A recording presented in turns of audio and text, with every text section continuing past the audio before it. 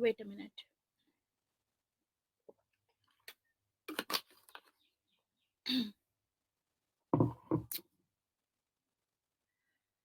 So in the last class we started with Thomas Hobbes. We completed up to methodology. We still have to cover the methodology in detail. तो आज खत्म कर देंगे पूरा हम Thomas Hobbes का पूरा का टॉपिक। ठीक है, पुराना जितना भी कवर किया है हम लोगों ने, उसमें कोई अगर आपको डाउट हो तो हमारा अगला डाउट क्लियरिंग सेशन आएगा। उस डाउट क्लियरिंग सेशन में हम आपके डाउट्स लेंगे। ठीक है, रिवाइज करेंगे and I will take your doubts also, जो भी आपके डाउट्स आएंगे। वैसे तो मैं यूजुअली रोज़ के बेसिस पे भी लेती हूँ आपसे क्लासेस में डाउट्स, लेकिन अगर सेपरेटली आप कभी पीडीएफ पढ़ रहे हैं, कुछ और आपको अच्छे से समझना हो तो आप पूछ सकते हैं उसमें। Hi Akash, if this is your first class, हम इससे पहले शायद 4-5 सेशंस हो चुके हैं। ठीक है, तो मैं आपको रेकमेंड करूँगी कि आप उन सभी सेशंस को एक बार कवर कर लो। ठीक है, एंड आप इंग्लिश में लिखोगे अपना पेपर, इंग्लिश मीडियम में, राइट? हाँ, तो इंग्लिश मीडियम में लिखोगे तो पीडीएफ आपके पास में अवेलेबल रहेंगी। एंड कोई आपको डाउट आता है पढ़ते हुए, या आप जब भी वीडियोस वॉच कर रहे हैं आपको लगता है कोई डाउट है, तो मैंने डाउट क्लियरिंग के लिए एक टेलीग्राम पे ग्रुप बनाया है। तो मैंने उस ग्रुप में वो लिंक मैंने शेयर किया हुआ है डिस्कशन फोरम में, वो आप ज्वाइन कर लेंगे, वहाँ पर आप डायरेक्टली पूछ लो। वैसे तो बाकी बच्चों का कंप्लीट हो चुका है वो टॉपिक, तो अगर आपको कोई डाउट आता है वो आपका रिजॉल्व कर देंगे। अगर वो नहीं है कैपेबल, उनसे नहीं होता है डाउट रिजॉल्व, तो I will take care of it. ठीक है, डिस्कशन फोरम कौन सा है? डिस्कशन फोरम जहाँ से आप डाउनलोड करते हैं, ये जो पीडीएफ है, जो आज की पीडीएफ अभी मैंने अपलोड की है, ये वो वहाँ से डाउनलोड होती है। ये आपके पास में है पीडीएफ, आप डाउनलोड कर रहे हो जहाँ से पीडीएफ, उसको डिस्कशन फोरम बोलते हैं हम। ठीक है, हाँ, अपडेट से जो होता है ना, अपडेट्स में जहाँ पे जाती हैं वहाँ से होता है। हाँ, it is not form, it is forum. ठीक है, ओके। तो थॉमस हॉब्स में हमने देखा था कि थॉमस हॉब्स कहाँ से बिलोंग करते हैं। थॉमस हॉब्स बिलोंग करते हैं ब्रिटेन से, और थॉमस हॉब्स बहुत ही पेसिमिस्ट थे। पेसिमिस्ट का मतलब क्या होता है? पेसिमिस्ट का मतलब होता है कि थॉमस हॉब्स की जो थिंकिंग थी वो थोड़ी नेगेटिव थी। ठीक है, नेगेटिव थी। हाँ नितेश, हम ये कर लेंगे कि जो हमारा अगला डाउट क्लियरिंग सेशन आएगा उसमें हम रिवीजन करेंगे फ्लो चार्ट्स के थ्रू, क्योंकि हम लोगों के पास में 1.5 घंटा होगा अच्छे से रिवाइज करने का। तो हम एक फर्स्ट टॉपिक से स्टार्ट करके फ्लो चार्ट्स के वे में हम उसको पूरा रिवाइज कर लेंगे। ठीक है, that what we will do. And by the end of evening I have asked students, मैंने अपने दूसरे बैच में बोला था कि वो लोग अपना फ्लो चार्ट जो उन्होंने बनाए हैं उसकी वो स्कैन कॉपी शेयर कर दें, तो वो पीडीएफ के फॉर्म में मैं आपके ग्रुप में डाल दूंगी। ठीक है, तो आगे से क्या हुआ करेगा, अगर हमारा जो टॉपिक है ऑलरेडी कवर हो चुका है, जैसे आज है हमारा थॉमस हॉब्स, कल का जो हमारा टॉपिक होगा वो होगा जॉन लॉक, और उसके बाद में हमारा जो टॉपिक आएगा वो आएगा डाउट क्लियरिंग सेशन का। तो अगर जॉन लॉक आधा कंप्लीट हो जाएगा कल, बाकी का जो जॉन लॉक है वो डाउट क्लियरिंग सेशन में देख लेंगे। नहीं तो शायद जॉन लॉक की एक और क्लास है। तो डाउट क्लियरिंग सेशन हमारे पास जब भी टाइम रहेगा, जब हमें कोई टॉपिक कंप्लीट नहीं करना है, हमारा पुराना टॉपिक कंप्लीट हो गया है, हम हमेशा रिवीजन पे ध्यान देंगे, क्योंकि रिवीजन बहुत इंपॉर्टेंट है। तो फिर उसमें हम बातें करेंगे कि क्या क्या इंपॉर्टेंट आइडियाज़ हैं, थोड़ा आंसर राइटिंग पे देख लेंगे, इसमें हम एक दो क्वेश्चंस भी डिस्कस करेंगे। ठीक है, जैसे प्लेटो को हम जब रिवाइज करेंगे तो प्लेटो से रिलेटेड एक दो क्वेश्चंस मैं आपके साथ में शेयर करूंगी कि ये सभी प्रीवियस ईयर क्वेश्चंस पूछे जा चुके हैं, तो हम उसके आंसर्स लिखने की भी कोशिश करेंगे। ठीक है, तो अभी थोड़ी थोड़ी करके आंसर राइटिंग शुरू हो जाएगी। नेक्स्ट मंथ आपके मैं 10 आवर्स डेडिकेट कर दूंगी आंसर राइटिंग सेशन के लिए। ठीक है, नेक्स्ट मंथ के, तो आपकी जो क्लास रहेगी वो तो रहेगी, साथ में आंसर राइटिंग की अलग से आपके लिए रहेगा। ये हिंदी मीडियम मतलब आपके बैच के लिए होगा, batch 2 of answer writing module. ठीक है, इस तरीके से इस नाम से होगा। तो आपका अगस्त में एंड सितंबर में 10-10 घंटे का रहेगा आंसर राइटिंग। सितंबर के बाद जब अक्टूबर, नवंबर और दिसंबर आएगा, इसमें पीक पे हम अपना पॉलिटिकल साइंस कवर करेंगे। तो जब हम पीक पे इसको कवर करेंगे तो इन सभी में हमारे आंसर राइटिंग के जो सेशंस होंगे वो ज़्यादा रहेंगे। ठीक है, हाँ, जो बैच नंबर इससे पहले वाला जो बैच 1 है आपका, जो आंसर राइटिंग का है, बहुत आगे है, क्योंकि उन लोगों ने सारे क्वेश्चंस प्लेटो से रिलेटेड, एरिस्टोटल से related, Thomas Hobbes, Machiavelli, John Locke, ये सभी क्वेश्चंस अच्छे से उन्होंने कर लिए हैं। उन लोगों का आजकल जॉन स्टुअर्ट मिल के क्वेश्चंस डिस्कस हो रहे हैं, कार्ल मार्क्स से रिलेटेड डिस्कस हो रहे हैं, ग्रामशी एंड हैना अरेंट एंड रॉसू, इन पे फोकस कर रहे हैं अभी अब आजकल। ये एक बार कवर हो जाएगा, फिर हम आइडियोलॉजीज पे जाएंगे। लेकिन कोई बात नहीं, वो तो उनके बैच का है, आप अपने पे ध्यान रखो। हम यहाँ पर फोकस करेंगे, आपके लिए भी वैसे ही होगा। ठीक है। तो थॉमस हॉब्स में हमने देखा कि थॉमस हॉब्स ने बुक लिखी थी लेवियाथान, एंड थॉमस हॉब्स के टाइम पे रेवोल्यूशन चल रही थी। रेवोल्यूशन, क्रांति चल रही थी जो कि वॉयलेंट थी, यानी काफी लड़ाई मार कटाई हो रही थी, तो यानी सिक्योरिटी ऑफ लाइफ नहीं रहेगी। अब लाइफ की सिक्योरिटी नहीं रहेगी, इसीलिए इनके लिए सिक्योरिटी बहुत इंपॉर्टेंट है। ये सिक्योरिटी को प्रायोरिटी देते हैं, मतलब सिक्योरिटी को ज्यादा इंपॉर्टेंट समझते हैं ये। तो इनका मेन कंसर्न है लाइफ को प्रिजर्व करना, कि लाइफ सुरक्षा में रहे, उसकी सिक्योरिटी रहे उसकी, ठीक है, सुरक्षित रहे। तो इसलिए हम देखेंगे कि ये स्टेट बनाएंगे, स्टेट के फेवर करते हैं, और ये अपनी सॉवरेनिटी की थ्योरी देंगे। ये स्टेट को कंप्लीट पावर देंगे, स्टेट को कंप्लीट पावर देंगे, कि स्टेट के पास में पावर होगी लॉज बनाने की, और अगर आप ये लॉ फॉलो नहीं करते हो तो फिर स्टेट आपको पनिश भी कर सकता है। ये पनिशमेंट की पावर भी थॉमस हॉब्स देंगे। हमने अभी तक थोड़ा समझा कि Thomas Hobbes is the greatest of all individualist, मतलब थॉमस हॉब्स इंडिविजुअल्स को प्रेफरेंस देते हैं। मॉडर्न पॉलिटिकल थॉट में अभी तक हमने, इससे पहले जितने भी थिंकर्स देखे, चाहे हमने मैकियावेली देखा हो, चाहे प्लेटो देखा हो, या एरिस्टोटल देखा हो, इन तीनों में ही हमने देखा कि ये स्टेट को ज्यादा इंपॉर्टेंस देते थे, इंडिविजुअल को उतनी इंपॉर्टेंट नहीं देते थे, इंडिविजुअल को नहीं होती थी। तो इसी वजह से आगे जाकर के हमको देखने को मिलेगा, जब मॉडर्न थिंकर्स आएंगे जैसे कि थॉमस हॉब्स, ये जब इंडिविजुअल को ज्यादा इंपॉर्टेंस देंगे स्टेट से ज्यादा, तो हम इन लोगों को इंडिविजुअलिस्ट बोलते हैं। जो लोग, अब जैसे थॉमस हॉब्स पहले इंडिविजुअलिस्ट नहीं है, थॉमस हॉब्स से पहले सोफिस्ट थे। सोफिस्ट भी इंडिविजुअल्स को इंपॉर्टेंस देते थे, वो ये बोलते थे कि सेल्फ इंटरेस्ट सबसे पहले आता है, अपनी लाइफ की सुरक्षा सबसे पहले आती है, ठीक है, उसके बाद कोई दूसरी चीज आती है। तो सेल्फ इंटरेस्ट यानी इंडिविजुअल पहले आता है स्टेट से, man is prior to state. तो पर्सपेक्टिव समझे थे हमने, पर्सपेक्टिव समझने की कोशिश की थी कि जो थॉमस हॉब्स हैं, ये बुर्जुआजी क्लास को सपोर्ट करते हैं। बुर्जुआजी क्लास को कैसे सपोर्ट करते हैं? क्योंकि ये मानेंगे कि एक एंटिटी हो स्टेट, और स्टेट ही जो लॉज बनाएगा वही सब फॉलो करेंगे, तो यानी मल्टीपल लॉज नहीं होंगे। जब एक एंटिटी ही लॉ बनाते हैं तो उस चक्कर में यूनिफॉर्मिटी आती है, और कैपिटलिज्म के लिए यूनिफॉर्मिटी बहुत इंपॉर्टेंट है, क्योंकि एक ही लॉ हर जगह पे प्रिवेल करेगा तो कैपिटलिज्म ग्रो करता है, तो ही तो बिजनेस बनता है, बढ़ता है। तो इसीलिए ये मैटर पे फोकस करते हैं। यूटिलिटेरियन है, ये यूजफुलनेस पे ध्यान देते हैं कि मैन के लिए क्या यूजफुल है, उस चीज पे ध्यान देंगे कि मैन अब किस मुताबिक काम करता है। मैन को जो चीज मतलब उसके आपके फायदे में होगी तो वो आप चीज करोगे। व्हाई डू यू थिंक आप अभी सिविल सर्विसेज के लिए प्रिपेयर कर रहे हैं? रीजन है कि आपको उसके यूटिलिटी लगती है, कि मैं अगर आईएएस बनता हूँ तो इससे एम्प्लॉयमेंट मिलेगी, at the same time power होगी, इस तरीके की यूजफुलनेस होती है। And Thomas Hobbes social contract tradition से बिलोंग करते हैं। सोशल कॉन्ट्रैक्ट ट्रेडिशन में ये होता है कि अब आज के टाइम पे जो भी इकोनॉमिक सिस्टम प्रेजेंट है, आज के टाइम पे कैपिटलिज्म प्रेजेंट है, तो कैपिटलिज्म के चलते कैपिटलिज्म काम करता है कॉन्ट्रैक्ट के बेसिस पे। इसीलिए ये सोसाइटी में भी एक कॉन्ट्रैक्ट करवाएंगे ताकि एक ही लॉ प्रिवेल करे, मल्टीपल लॉज प्रिवेल ना करे। तो इकोनॉमिक सिस्टम बहुत अफेक्ट करता है लाइफ के दूसरे पहलुओं को भी। तो इसीलिए हम देखेंगे कि सोशल कॉन्ट्रैक्ट यहाँ पे साइन किया जाएगा, जिससे कि मल्टीपल चीजें ना हो, मल्टीपल यानी डुप्लीकेशन ना हो लॉस की। एंड इनके लिए लाइफ बहुत इंपॉर्टेंट है। क्यों? क्योंकि प्योरिटन रेवोल्यूशन चल रहा था, और प्योरिटन रेवोल्यूशन की वजह से वॉयलेंस था, सिक्योरिटी ऑफ लाइफ नहीं थी।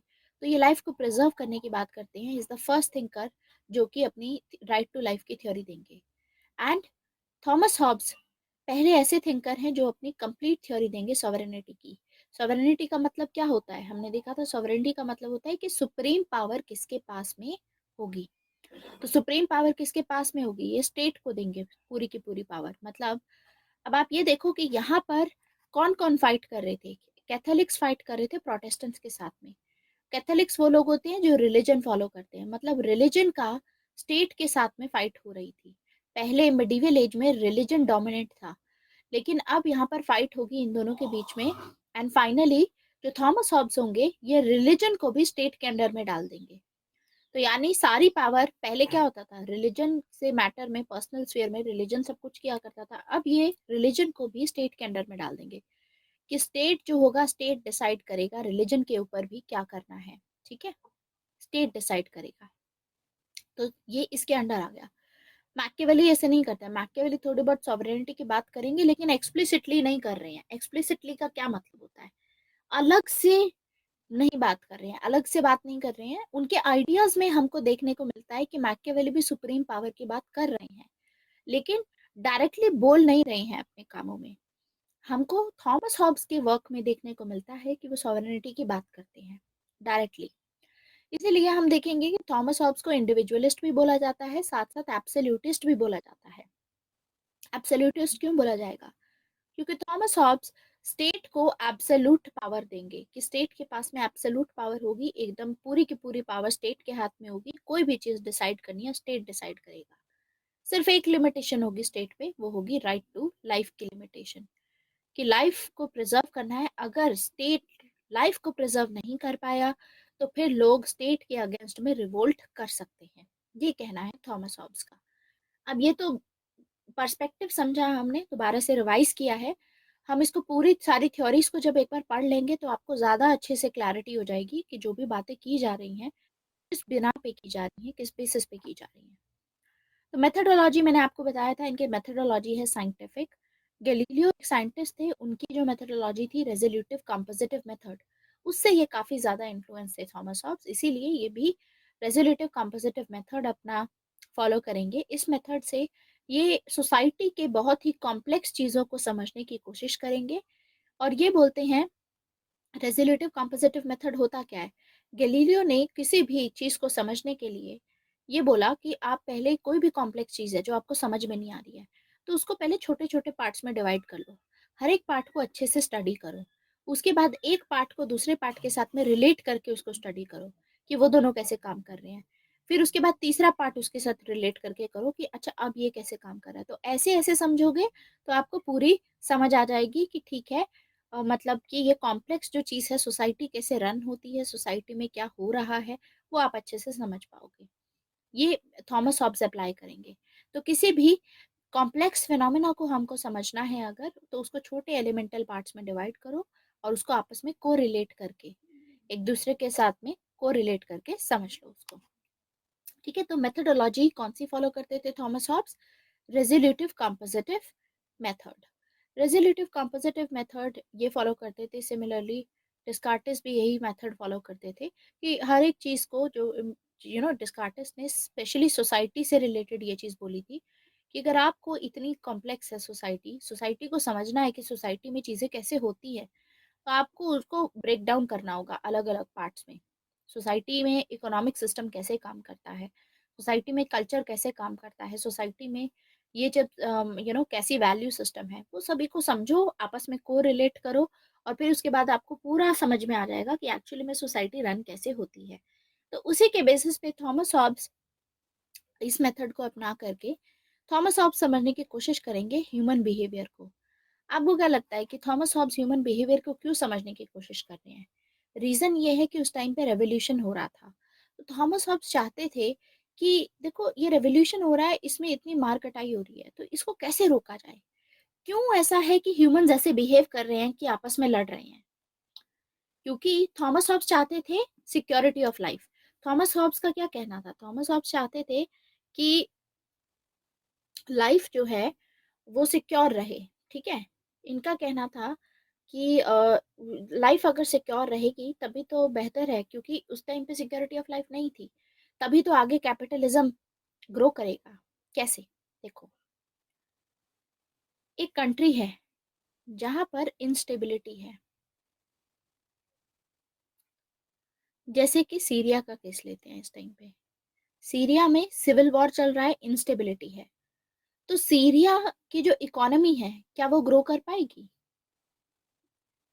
क्या उसमें ग्रोथ होगी? बिल्कुल भी नहीं होगी, राइट? क्यों? क्योंकि इंस्टेबिलिटी, आपस में लड़ रहे हैं। तो ऐसे में कैपिटलिज्म जो होता है वो फ्लरिश नहीं कर पाता, बिजनेसेस फ्लरिश नहीं कर पाते हैं जब भी इंस्टेबिलिटी होती है। And he is the scholar of bourgeoisie class. Bourgeoisie class यानी कैपिटलिस्ट क्लास के स्कॉलर हैं। तो ये चाहते हैं कि सोसाइटी में रहनी चाहिए स्टेबिलिटी। ये चाहते हैं इकोनॉमिक ग्रोथ बढ़े, ठीक है, हाई रहे। और वो तभी हो सकता है अगर सोसाइटी में स्टेबिलिटी रहे। और स्टेबिलिटी कब होती है सोसाइटी में? जब लाइफ की सिक्योरिटी होती है, तब। समझ आया? जब पीस रहेगा, जब लाइफ की सिक्योरिटी रहेगी, जब कोई मार कटाई ना हो। तो ये रीजन था कि ये लाइफ के बारे में इतना बात करते हैं। और ये जानने की कोशिश करेंगे कि क्यों ऐसा है कि ह्यूमंस आपस में लड़ रहे हैं। हाँ, उस टाइम की जो बुर्जुआजी क्लास है वो मिडिल क्लास थी। उस टाइम की जो बुर्जुआजी क्लास है, they were part of the middle class. ठीक है, ये धीरे धीरे इमर्ज हो रही थी। आज की जो बुर्जुआजी क्लास है, कार्ल मार्क्स के टाइम तक आते आते बुर्जुआजी क्लास रिच क्लास में कन्वर्ट हो जाएंगे। ठीक है, उस टाइम की मिडिल क्लास बोला करते थे। तो इमर्जेंस जो ये ग्रोथ हो रही है, ये तभी ग्रोथ होगी अगर स्टेबिलिटी रहे, अगर लाइफ सिक्योर रहे। तो ये जानना चाहते थे कि ऐसा क्यों है कि ह्यूमंस इस तरीके से बिहेव कर रहे हैं, आपस में एक दूसरे को मार रहे हैं। तो ये जानना चाहते थे कि ह्यूमन नेचर क्या है। इसी बेसिस पे ये मेथोडोलॉजी अपनाएंगे कि ह्यूमन बिहेवियर को समझना बहुत कॉम्प्लेक्स फिनोमेना है, ये बहुत कॉम्प्लेक्स है। तो हमको समझने के लिए ह्यूमंस को, हमको पहले एलिमेंटल पार्ट में इसको तोड़ना होगा। तो इन्होंने क्या किया, ह्यूमन बिहेवियर को समझने के लिए इन्होंने बोला जैसे पूरे यूनिवर्स में चीजें पार्टिकल से बनी है, right? Universe is made up of these particles. जैसे यूनिवर्स पूरा ब्रह्मांड पार्टिकल से बना हुआ है, ऐसे ही जो हमारा माइंड है ये भी पार्टिकल से बना हुआ है। तो यानी जब तक हम जिंदा रहते हैं, तब तक जो पार्टिकल्स हमारे माइंड में है ये आपस में मोशन में होते हैं, इधर उधर जाते रहते हैं। ठीक है, तो ये समझना चाहते थे कि ह्यूमन का जो माइंड है वो कैसे काम करता है, किस बेसिस पे ह्यूमंस एक दूसरे से लड़ते हैं, उनका माइंड कैसे काम करता है। तो इसको समझने के लिए ये क्या करेंगे, रेजोल्यूटिव कंपोजिटिव मेथड लगाएंगे कि हम क्या कर सकते हैं। हम समझ सकते हैं कि यूनिवर्स में जैसे यूनिवर्स पार्टिकल से बना है, वैसे ही ह्यूमन का जो दिमाग है वो भी पार्टिकल से बना है। और जब तक हम जिंदा हैं वो आपस में पार्टिकल्स इधर उधर घूमते रहते हैं। ठीक है, और इन्हीं पार्टिकल्स की मूवमेंट की वजह से हम कोई एक्शन लेते हैं। जिस हिसाब से हमारे दिमाग में ये पार्टिकल्स की मूवमेंट होती है, उस हिसाब से हम एक्शन लेते हैं। जैसे मान लीजिए कि this is a glass of milk. अब दो ग्लास ऑफ मिल्क है, ठीक है, एक है कोल्ड और एक है हॉट मिल्क। अब हम लोग मैटर से बने हुए हैं, ठीक है, पार्टिकल से बने हुए हैं। तो अगर आप इसको टच करोगे, ठीक है, आपका एक्शन है कि आप इसको टच करते हो, तो आपके जो पार्टिकल्स हैं, जो भी बॉडी में, आपका सिग्नल जाएगा आपके दिमाग में, मोशन होगा कुछ ना कुछ, कोई सिग्नल जाएगा कि ये तो बहुत गर्म है, इसको पकड़ नहीं पा रहा हूँ, और आप वो वहीं पे एज इट इज रख दो और आपका हाथ जल जाएगा, राइट? सो जो भी आप एक्शन ले रहे हो, ये एक्शन किस पे डिपेंड करता है, पार्टिकल्स की मूवमेंट पे, कि आपके बॉडी में जो पार्टिकल्स हैं वो किस तरीके से मूव हो रहे हैं। आप इसको टच करोगे जब, तो यहाँ पर ये आपको गर्म नहीं लगेगा, आप इसको पकड़ सकते हो काफी देर तक। लेकिन एक हॉट मिल्क है, उसको पकड़ने में आपको फिर आप रिलक्टेंट हो जाओगे, मतलब आप नहीं पकड़ोगे उसको। एक बार अगर आपको नहीं पता था पहले कि हॉट मिल्क है, तो आपने पकड़ा, तो आपके सिग्नल क्या गया दिमाग में, मोशन हुआ पार्टिकल्स का, दिमाग में सिग्नल गया कि ये नहीं पकड़ना है क्योंकि इससे मुझे हो रहा है नुकसान। ठीक है, ये गर्म है, इससे मुझे दर्द हो रहा है, I am feeling pen, that's why. तो इसी के बेसिस पे थॉमस हॉब्स बोलते हैं कि हम जो भी एक्शंस लेते हैं इस दुनिया में, वो दो टाइप के एक्शंस होते हैं। या तो होता है इंक्लिनेशन या होता है अवर्जन। इंक्लिनेशन मतलब या तो हम वो एक्शन करेंगे या फिर वो हम एक्शन नहीं करेंगे। अब ये एज इट इज जो टर्मिनोलॉजीज है हिंदी मीडियम के लिए उनकी बुक में लिखी हुई होंगी। इंक्लिनेशन एंड अवर्जन, या तो हम वो काम करते हैं, कोई भी एक्शन ले लो, आपको कहीं जाना है, या तो आप जाओगे या आप नहीं जाओगे। किसी से बात करनी है, या तो आप बात करोगे या नहीं करोगे, हाँ या ना में जवाब होता है। या तो आप करते हो या आप नहीं करते, ठीक है, या तो आप अवॉइड करते हो उसको करने से। तो सारे जो एक्शंस होते हैं वो इसी के बेसिस पे होते हैं, ठीक है। और ये एक्शंस जो हम लेते हैं, ये जो इमोशंस होते हैं हमारे, जैसे आपने एक गर्म ग्लास के दूध को पकड़ा था जब, तो आपने ये देखा कि यहाँ पर जो आपके बॉडी में पार्टिकल्स की मूवमेंट होगी, वो रिस्पॉन्स करेगी एक्सटर्नल स्टिमुलस से, मतलब बाहर के एनवायरनमेंट में क्या हो रहा है उसके बेसिस पे आप रिएक्ट करते हो। अब मान लीजिए इंडिया में आज के टाइम पे सब कुछ पीसफुल है, तो आप लिबर्टी की बात कर रहे हो, ठीक है। अगर तो आप बाहर निकलोगे क्योंकि पीस है, बाहर निकलोगे आपको कोई मारेगा नहीं। लेकिन अगर बाहर के एनवायरनमेंट में आपको पता है कि वॉर चल रही है, आप बाहर निकलोगे तो आपको लोग मार सकते हैं, तो आप नहीं निकलोगे। तो ये जो मूवमेंट ऑफ पार्टिकल्स होती हैं ये आपकी सराउंडिंग से काफी ज्यादा इन्फ्लुएंस होती हैं। इसका साफ मतलब होता है कि आप देख करके अपने बारे में सोचते हो, उसके बेसिस पे ह्यूमन बिहेवियर क्या बताया इन्होंने, कि ये जो मूवमेंट की पार्टिकल्स ऐसी होती हैं कि man is utilitarian by nature and man is individualistic by nature. ये जो दो टर्म हैं ये बहुत इंपॉर्टेंट है। यूटिलिटेरियन का क्या मतलब होता है? यूटिलिटेरियन का मतलब होता है you for utility, you for usefulness. क्या फायदा है ये करके, उसकी यूटिलिटी के हिसाब से आप कोई काम करोगे। मान लीजिए आपको बैंक जाना है, क्यों जाना है? बिकॉज किसी ने आपको चेक दिया है और वो चेक आपको आपके नाम पे है कि ये आप ले लो पैसा, ठीक है, 1 करोड़ का चेक है, तो आप जाओगे बैंक, ठीक है, इंक्लिनेशन होगा इस केस में। क्यों जाओगे? क्योंकि आपको यहाँ पर यूजफुलनेस दिख रही है कि मेरे ही फायदे में है, तो आप ऑटोमेटिकली जाओगे बैंक। लेकिन अगर ये आपकी यूटिलिटी में नहीं है, आपको इससे कोई फायदा नहीं हो रहा है, जब आपको फायदा नहीं हो रहा है तो फिर आप नहीं जाओगे, फिर आप एवर्जन करोगे, मतलब फिर आप अवॉइड करोगे बैंक जाना, क्योंकि इससे आपका फायदा नहीं है। इससे तो आप क्या कर रहे हो, आपके अकाउंट में से किसी के अकाउंट में जा रहा है, तो आप उसको अवॉइड करोगे ज्यादा से ज्यादा। सो इसी के बेसिस पे ये बोलते हैं कि जो मैन है वो यूटिलिटेरियन है, मैन अपने बारे में सोचता है, मैन यूटिलिटेरियन है, मैन यूजफुलनेस के बेसिस पे कि वो क्या चीज उसको उसको उसके फायदे में है, उसके बेसिस पे डिसीजन लेता है। ऐसे ही इसी मेथोडोलॉजी के बेस पे थॉमस हॉब्स बोलते हैं कि man is individualistic by nature. Individualistic मतलब मैन, इंडिविजुअल मतलब सेल्फ इंटरेस्ट में अपने सोचता है, अपने बारे में सोचता है, दूसरे के बारे में नहीं सोचता। क्यों? देखो, इसका कहना है कि दो आदमी हैं, इसका जो ब्रेन है, इसके ब्रेन में मूवमेंट हो रही है, ठीक है, अलग, इसके में अलग हो रही है। तो अगर इस इंसान को मान लीजिए पेट में दर्द हो रहा है, स्टमक एक हो रहा है, ठीक है, तो इसको हो रहा है पेन, तो सामने वाला बंदा चाहे मान लीजिए कि वाइफ है, इवन दो इस बंदे को पेन हो रहा है, वाइफ को ठीक है वरिड होगी, लेकिन ये बोलते हैं कि वाइफ इसका पेन तो नहीं समझ सकती ना, यू कैन नॉट अंडरस्टैंड। तो दैट मीन्स आप इंडिविजुअल हो। इंडिविजुअलिस्टिक का मतलब होता है कि man can not understand pain and pleasure of the other person. आपके जो ब्रेन की मूवमेंट्स हैं वो दूसरे के ब्रेन की मूवमेंट से अलग हैं। यहाँ पर जो मूवमेंट हो रही है ये मूवमेंट इस मूवमेंट को नहीं समझ सकती, बिल्कुल नहीं समझ सकती। इसीलिए आप दूसरे का पेन और दूसरे का प्लेजर को नहीं समझ सकते।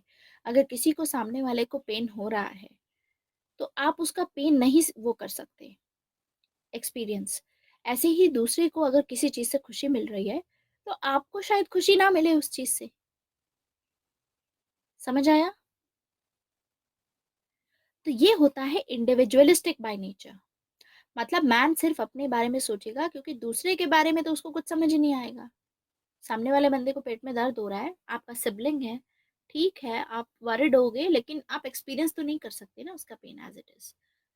तो ये कहना था थॉमस हॉब्स का अपने रेजोल्यूटिव कॉम्पोजिटिव इंडेक्स से ये समझाने की कोशिश की, देखो कि मैन है utilitarian, man is individualistic by nature.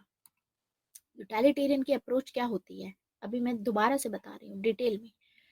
Utilitarian की अप्रोच एक्सप्लिसिटली दी थी बेंथम ने। एक्सप्लिसिटली मतलब अपने कामों में जो इन्होंने स्पेशली एक अलग से theory the, theory of utilitarianism. इन्होंने कोई थ्योरी नहीं दी है, थॉमस हॉब्स ने थ्योरी नहीं दी। थॉमस हॉब्स ने बस बात की यूटिलिटेरियन अप्रोच की कि मैन ऐसे काम करता है। बेंथम ने अपनी अलग से थ्योरी दी है। तो बेंथम का जो टॉपिक है हम आगे जॉन स्टुअर्ट मिल में पढ़ेंगे, जहां पर बेंथम ये बोलते हैं कि कोई भी एक्शन जो मैन लेता है वो दो चीजों पे बेस्ड लेता है, पेन एंड प्लेजर पे। आपको किसी काम को करके प्लेजर मिल रहा है तो आपको वो काम करना चाहिए, जिस काम को लेकर के आपको पेन मिल रहा है वो काम आपको नहीं करना चाहिए, ऐसा बेंथम बोलते हैं। यूटिलिटेरियन का कॉन्सेप्ट है यूटिलिटी पे बेस्ड, मतलब यूजफुलनेस पे, कितना फायदा मिल रहा है आपको, फायदा है तो करो, फायदा नहीं मिल रहा है तो मत करो, ऐसा कहना था बेंथम का। तो बेंथम में हम देखते हैं कि ये एथिक्स जो है इसमें लगाते हैं और एथिकल पूरा डायमेंशन इस पे बिठा देते हैं। यानी अगर आप आईएएस ऑफिसर हो, कोई आपको वो दे रहा है, ठीक है, ब्राइब दे रहा है, आपको रिश्वत दी जा रही है, क्योंकि ये तो आपका प्लेजर में काउंट हो गया, तो मतलब आपको करना चाहिए। और अगर आपको पेन मिल रहा है किसी चीज से तो वो आपको नहीं करनी चाहिए। अब ऐसे दो तरीकों से भी हो सकता है कि दो आईएएस ऑफिसर हैं, एक को अगर आप रिश्वत ऑफर करते हो, उस बंदे को उससे पेन हो, क्यों? क्योंकि उसके एथिक्स अलग है, वो बंदा नहीं, उसको प्लेजर फील नहीं होगा, उसको खुशी नहीं मिलेगी ये ऐसा पैसा लेकर के, ठीक है, उसको बहुत दुख महसूस होगा ये करके, मतलब कि कोई उसको कर रहा है, और अगर वो लेगा तो उसके एथिक्स के साथ में गलत होगा, इसलिए वो पर्सन नहीं लेगा। तो इस केस में इस बंदे को प्लेजर मिलेगा जब ब्राइब नहीं लेगा, वो जब वो रिश्वत नहीं लेगा। तो जब रिश्वत नहीं लेगा, उसको प्लेजर मिल रहा है, तो ये एक्शन उसको करना चाहिए। कुछ इस टाइप का है, बाकी इसको फर्दर डिटेल में हम डिस्कस करेंगे बेंथम के टॉपिक में। अभी फिलहाल बस इतना समझ लो, यूटिलिटेरियन अप्रोच ये बोलती है कि नेचर ने मैन को बनाया ही ऐसे है, इस वे में बनाया गया है कि मैन दूसरे का पेन और दूसरे का जो प्लेजर है समझ ही नहीं सकता। यस, इट डिपेंड्स अपॉन, इसमें एथिक्स है, एथिकल डायमेंशन हमको देखने को मिलती है। ये अपनी एथिक्स के बेसिस पे एथिक्स की थ्योरी देंगे बेंथम यूटिलिटेरियन अप्रोच पे। ये बोलेंगे कि कोई भी चीज अगर आपको करनी है या नहीं करनी है, क्या चीज सही है क्या चीज गलत है। तो बेंथम का कहना है कि जो चीज आपको प्लेजर दे वो चीज सही है, जो चीज आपको पेन दे वो चीज गलत है। और ये पर्टिकुलर चीज बेंथम पता है किस बारे में बोलते हैं? प्लेजर से मतलब होता है, ये भी बुर्जुआजी क्लास के स्कॉलर हैं, कैपिटलिस्ट क्लास के स्कॉलर हैं। बेंथम कहते हैं प्लेजर का मतलब होता है बेंथम के लिए प्रॉफिट, और पेन का मतलब होता है लॉस। यानी बुर्जुआजी क्लास अगर कोई भी अपनी पॉलिसी या एक्शन ले रहे हैं, उससे उनको प्रॉफिट हो रहा है, चाहे उसके चलते सामने वाले का नुकसान हो रहा हो, आपको प्रॉफिट हो रहा है, तो आप उस एक्शन को कीजिए। कोई एक्शन ले करके आपका लॉस हो रहा है, आपके बिजनेस का लॉस हो रहा है, तो फिर वो मत कीजिए। ये कहना था बेंथम का। बेंथम समझ में आया बेसिक्स थोड़ा, बाकी बेंथम को डिटेल में आगे देखेंगे। अब आते हैं इसी में थॉमस हॉब्स। थॉमस हॉब्स सबसे पहले थे जिन्होंने यूटिलिटेरियन अप्रोच की बात की। थॉमस हॉब्स ने बोला कि देखो नेचर में ऐसा है कि मैन पार्टिकल से बना हुआ है, और एक बंदे की जो पार्टिकल्स की मूवमेंट होती है दूसरे बंदे की पार्टिकल की मूवमेंट के साथ में लिंक नहीं है। यानी मेरे अंदर जो मूवमेंट हो रही है, मेरी मूवमेंट नहीं समझ सकती कि आपके अंदर में कैसे मूवमेंट हो रही है, ठीक है, आपके जो पार्टिकल किस तरीके से मूव कर रहे हैं। इसीलिए हम सामने वाले को नहीं समझ सकते कि सामने वाला क्या सोच रहा है इस टाइम पे, ठीक है। तो इनका कहना है that nature has not made man in such a way that he understand pain and pleasure of other person. आप नहीं समझ सकते सामने वाले को पेन हो भी रहा है तो थॉमस हॉब्स ऐसे पहले इंसान थे जो हमको ये बता रहे हैं कि सभी जो मेन हैं, ऑल मेन आर सेम, कोई भी इंफीरियर नहीं है, कोई भी सुपीरियर नहीं है, सारे ही सेम है। क्यों? क्योंकि कोई भी दूसरे का पेन एंड प्लेजर समझ ही नहीं सकता, सिर्फ अपना समझ सकता है, तो इस बिना पे सारे सेम है। ये पहले थे जो ऐसे बोल रहे हैं, क्योंकि इससे पहले प्लेटो, एरिस्टोटल एंड मैकियावेली हमने जब कवर किया, इन तीनों टॉपिक में हमने देखा कि ये बोलते हैं कि कुछ लोग सुपीरियर होते हैं, कुछ लोगों के पास में रीजन होता है, कुछ लोगों के पास में एपेटाइट डोमिनेंट होती है। तो कुछ लोग सुपीरियर होते हैं, कुछ लोग इंफीरियर होते हैं। ये नेचुरल इनइक्वालिटी में मानते थे तीनों के तीनों। लेकिन थॉमस हॉब्स पहले ऐसे थिंकर हैं जो ये बोलते हैं कि नहीं, सभी सेम है, कोई भी डिफरेंट नहीं है। मैन जो है, man is guided by passion. सभी के सभी अपनी एपेटाइट से गाइडेड हैं, पैशन से गाइडेड होते हैं। मतलब थॉमस हॉब्स का कहना है, देखो मैन के अंदर में दोनों चीजें हैं, मैन के पास में रीजन भी है, मैन के पास में एपेटाइट भी है। ठीक है, दोनों चीजें हैं, लेकिन मैन के पास में सिर्फ इतना रीजन है ये जानने का कि क्या चीज मैन को प्लेजर देगी, क्या चीज पाकर के मैन को खुशी मिलेगी। बस इतना इतना सा रीजन है बस मैन के पास में, ये जानना कि क्या चीज मुझको हैप्पीनेस देगी। इसके बियॉन्ड में रीजन नहीं है मैन के पास में। तो हम देखते हैं कि मैन का जो एपेटाइट है, मैन का जो पैशन है, वो डोमिनेंट है according to Thomas Hobbes. Thomas Hobbes बोलते हैं कि मैन जो भी डिसीजन लेता है अपने पैशन के बेसिस पे लेता है, उसको वो चीज पानी होती है। Man is pleasure seeking in nature. Pleasure seeking मतलब अपने प्लेजर के लिए जो चीज करनी है, जो चीज होनी चाहिए वो करेगा, कोई भी मेथड से वो फॉलो करेगा ताकि उसको वो चीज मिल जाए। मैन इज प्लेजर सीकिंग, क्योंकि प्लेजर मैन की यूटिलिटी है। What is the utility of man? Utility मतलब क्या चीज मैन के लिए फायदेमंद है? प्लेजर सीख करना, उसी से तो खुशी मिलती है मैन को। तो थॉमस हॉब्स का कहना है कि मैन के अंदर में रीजन होता है और एपेटाइट दोनों होती है, लेकिन रीजन और एपेटाइट में से, रीजन और पैशन में से डोमिनेंट क्या होता है? पैशन बड़ा होता है, पैशन ज्यादा होता है मैन में, पैशन ज्यादा होता है मैन में। इसीलिए हम देखेंगे कि मैन जो है अपने बारे में ही सोचेगा, मैन इंडिविजुअलिस्टिक है, मैन अपने ही सेल्फ इंटरेस्ट में काम करेगा। समझ आया? थॉमस हॉब्स का कहना था कि man is guided primarily bye passion, यानी जब तक हम जिंदा हैं तब तक हमारे पास में एपेटाइट रहेगी। अब आप खुद देखो, आज आपको लगता है कि आप आईएएस ऑफिसर बन जाओगे तो आपकी लाइफ एकदम सॉर्टेड हो जाएगी, आपको फिर जिंदगी में कुछ नहीं चाहिए। एक बार आईएएस ऑफिसर बन जाओगे फिर आप चाहोगे कि मेरे पास में ये वाली गाड़ी हो, मेरे घर में ये हो, मेरे बच्चे स्कूल में जाएं, ठीक है, हमारा जो घर हो वो इतना बड़ा हो।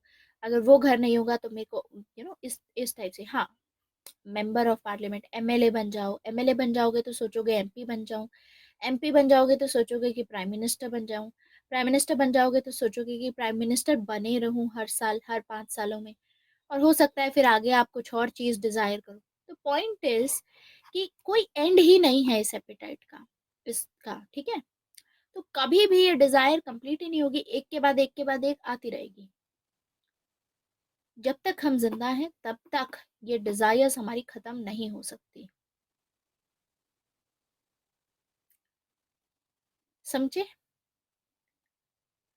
सो ये कहना था यूटिलिटेरियन अप्रोच में हॉब्स का।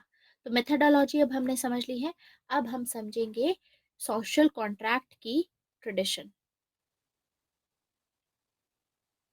हाँ, एक असली राजा वो हो सकता है, लेकिन हाँ, ये प्लेटो के हिसाब से भी होगा कि ऐसी चीजों के पीछे मत भागो, बट डिजायर्स के पीछे मत भागो, एपिटाइट के पीछे मत भागो। ठीक है, तो ऐसे रिलेट करके देखो अब इन सभी को, जितने भी अभी तक हमने थिंकर्स पढ़े हैं आपस में बार बार रिलेट करके बार बार रिवाइज किया करो कि मैकियावेली ने क्या बोला था, इसने क्या बोला था, उसने क्या बोला था। जितना ज्यादा क्लैरिटी रहेगी आपके दिमाग में, उतना ही बेटर कॉन्सेप्ट्स आप अच्छे से आंसर लिख पाओगे, और ये आपको उतना ही आसान लगेगा, उतना ही ज्यादा इंटरेस्टिंग लगेगा। ठीक है, दिस स्लाइड, ये वाली, दिस वन, ये चीज, अच्छा, अरे इसकी कोई ज़रूरत नहीं है क्योंकि ये एज इट इज़ हमने ऑलरेडी बनाई हुई है। क्लियर? अब आगे डिस्कस करें सोशल कॉन्ट्रैक्ट की थ्योरी। तो यानी अब हमने वो सभी काम कर लिए थॉमस हॉब्स में जो हमको देखने थे, थॉमस हॉब्स से मैंने आपको बताया था कि हमको पहले बुक का नाम पता होना चाहिए। बुक का नाम क्या है? लेवियाथान। ठीक है, हमने देखा टाइम एंड स्पेस किस टाइम से बिलोंग करते हैं। उसके बाद हमने समझने की कोशिश की life of Thomas Hobbes, life and perspective of Thomas Hobbes. तो यहाँ पर आएगा आपका ब्रिटेन। उसके बाद पर्सपेक्टिव समझने की कोशिश की। पर्सपेक्टिव क्या है इनका? ये सपोर्टर हैं किसके? बोर्जुआजी क्लास के। साथ में इंडिविजुअलिस्ट हैं, साथ में एब्सोल्यूटिस्ट भी हैं ये। ठीक है, एब्सोल्यूटिस्ट भी हैं। इन्होंने राइट टू लाइफ की थ्योरी दी है, इन्होंने सॉवरेनिटी की कंप्लीट थ्योरी दी है। ये सभी इनके पर्सपेक्टिव में आ जाता है। इसके बाद हमने देखी मेथडोलॉजी। मेथडोलॉजी में हमने देखा कि जो थॉमस हॉब्स है, रेजोल्यूटिव कंपोजिटिव मेथड फॉलो करके क्या बोलेंगे कि ह्यूमन नेचर पे बात करेंगे। ह्यूमन नेचर पे इनका क्या रहेगा? ह्यूमन नेचर पे ये बोलेंगे कि ह्यूमन नेचर में man is utilitarian, utilitarian and साथ में man is individualistic by nature.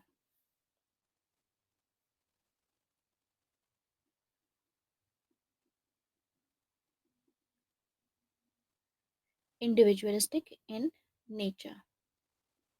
And what is the utility of man?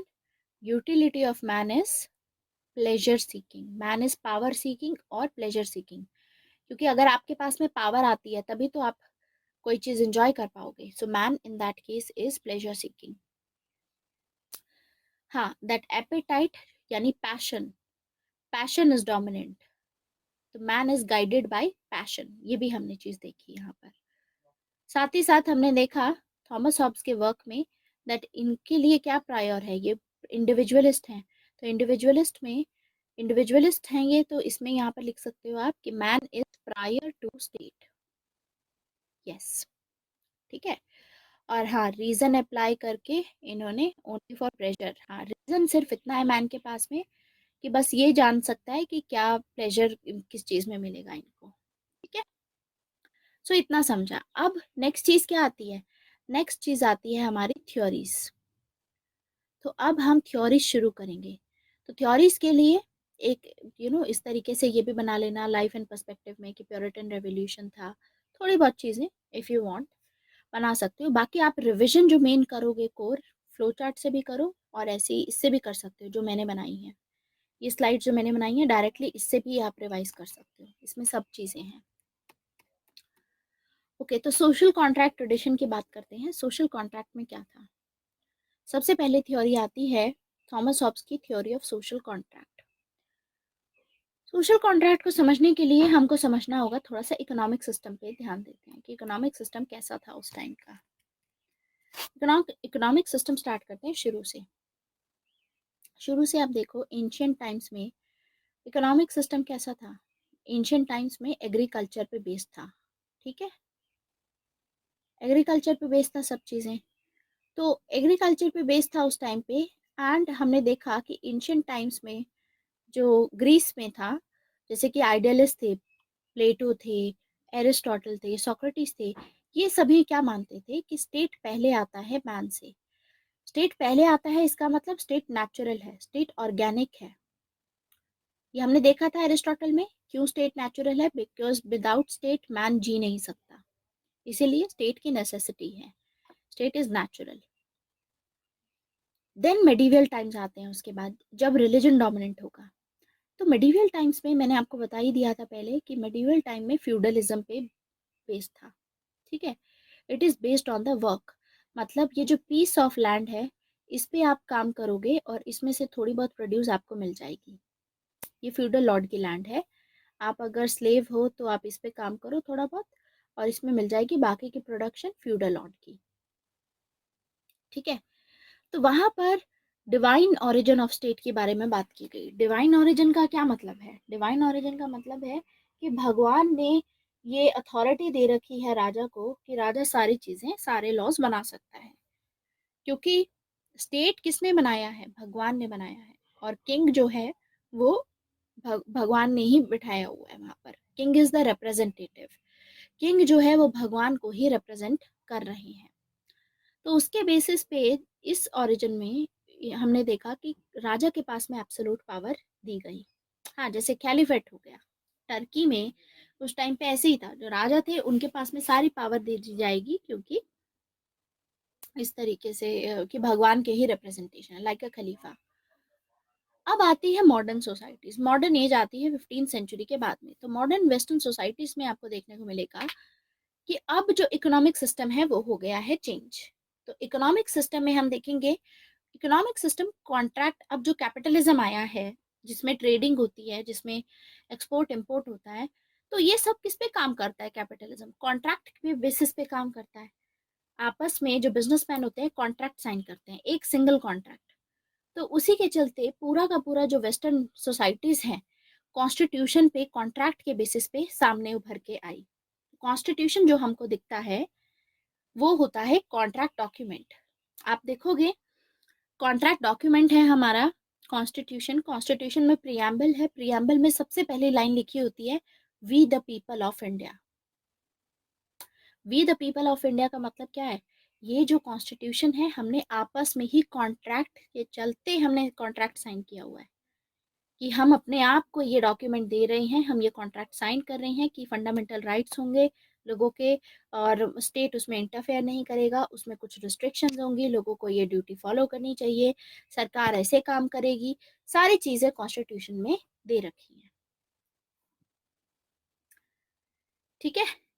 So modern societies में इकोनॉमिक सिस्टम जब चेंज हुआ, कॉन्ट्रैक्ट पे बेसिस पे हुआ, तो उसी टाइम पे जो स्टेट का एग्जिस्टेंस था, जो स्टेट अब बनेगा वो इसी बेसिस पे बनेगा, कॉन्ट्रैक्ट के बेसिस पे बनेगा। तो इसके बेसिस पे थॉमस हॉब्स क्या बोलते हैं? ये बोलते हैं कि man is prior to state. Man is prior to state का क्या मतलब है? कि मैन पहले आता है, स्टेट बाद में आता है। तो थॉमस हॉब्स देयरफॉर मॉडर्न आज के टाइम पे जो सोसाइटीज में आप देखोगे, स्टेट को ये बोला जाता है कि मैन ने ही बनाया है। तो इसको, इस चीज को हम क्या बोलते हैं? मैकेनिस्टिक व्यू बोलते हैं। मैकेनिस्टिक व्यू मतलब मशीन जैसी है स्टेट।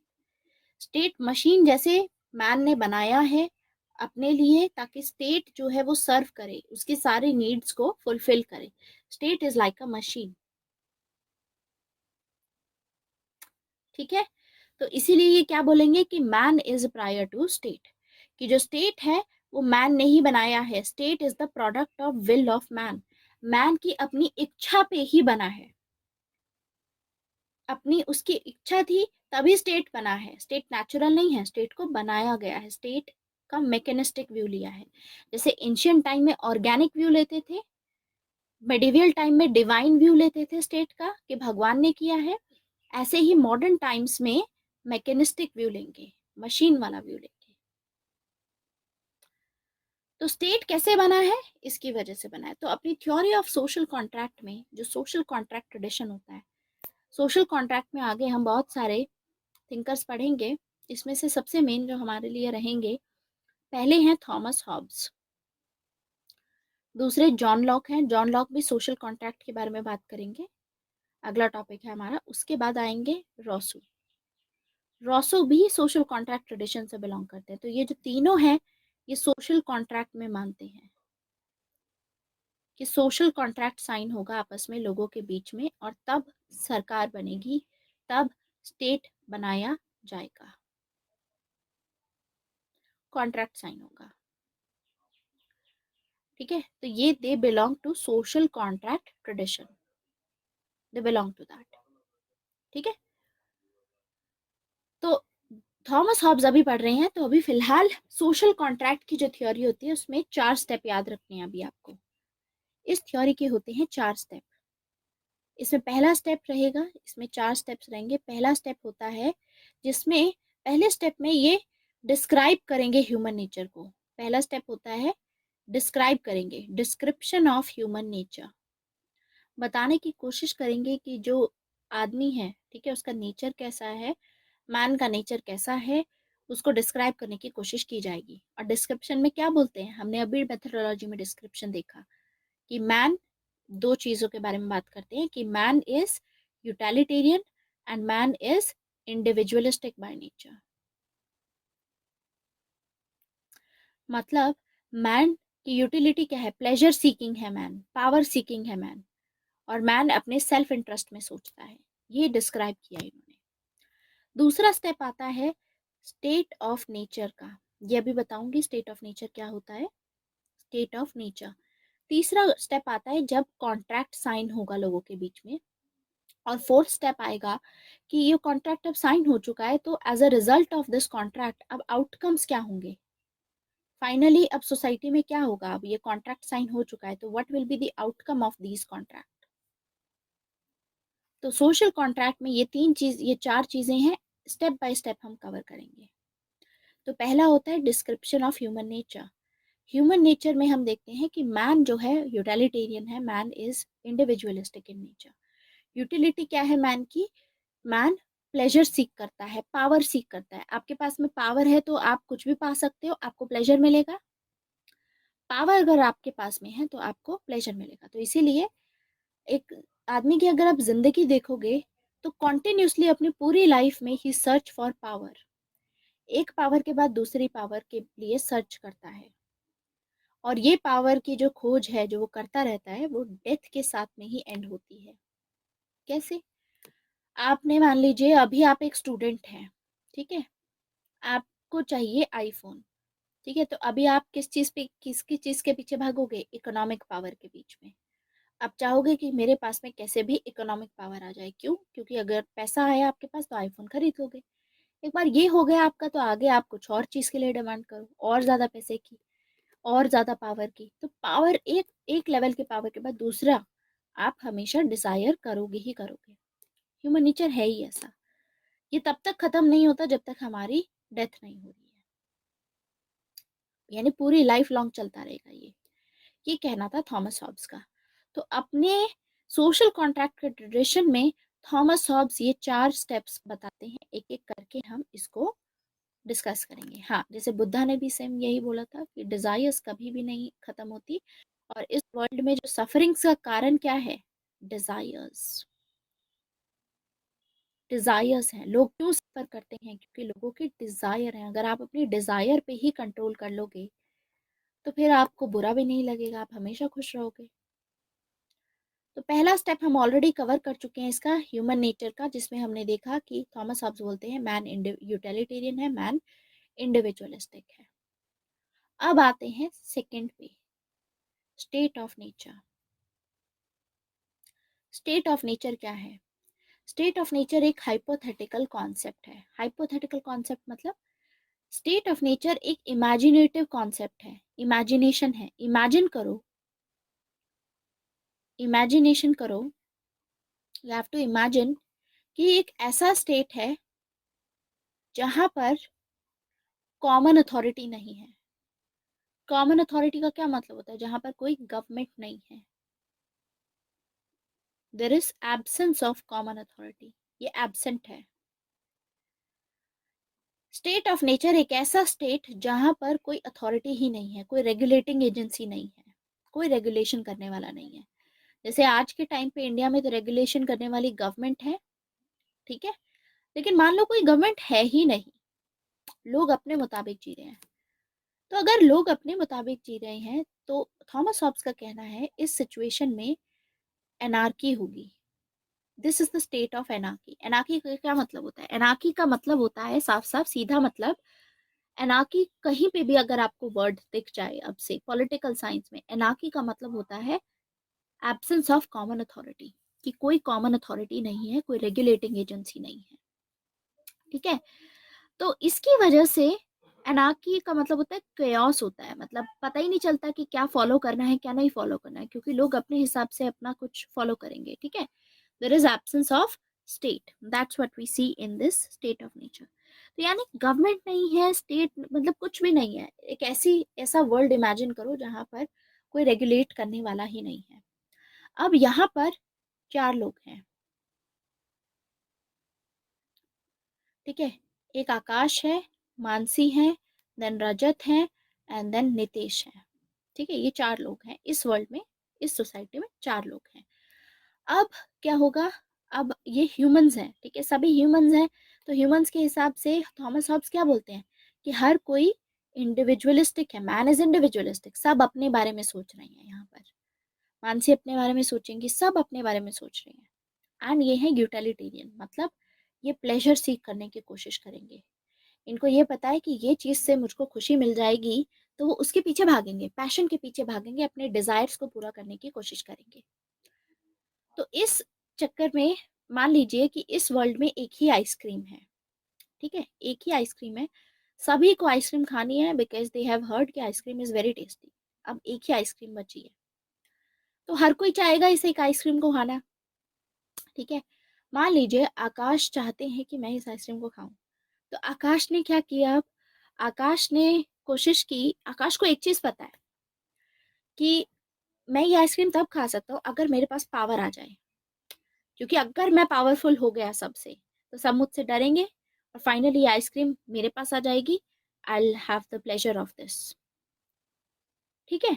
तो आकाश ने क्या किया? आकाश ने पावर पाने की कोशिश की, आकाश बन गए पावरफुल, और आकाश के पास में आ गई आइसक्रीम, पावरफुल हो गए। अब आते हैं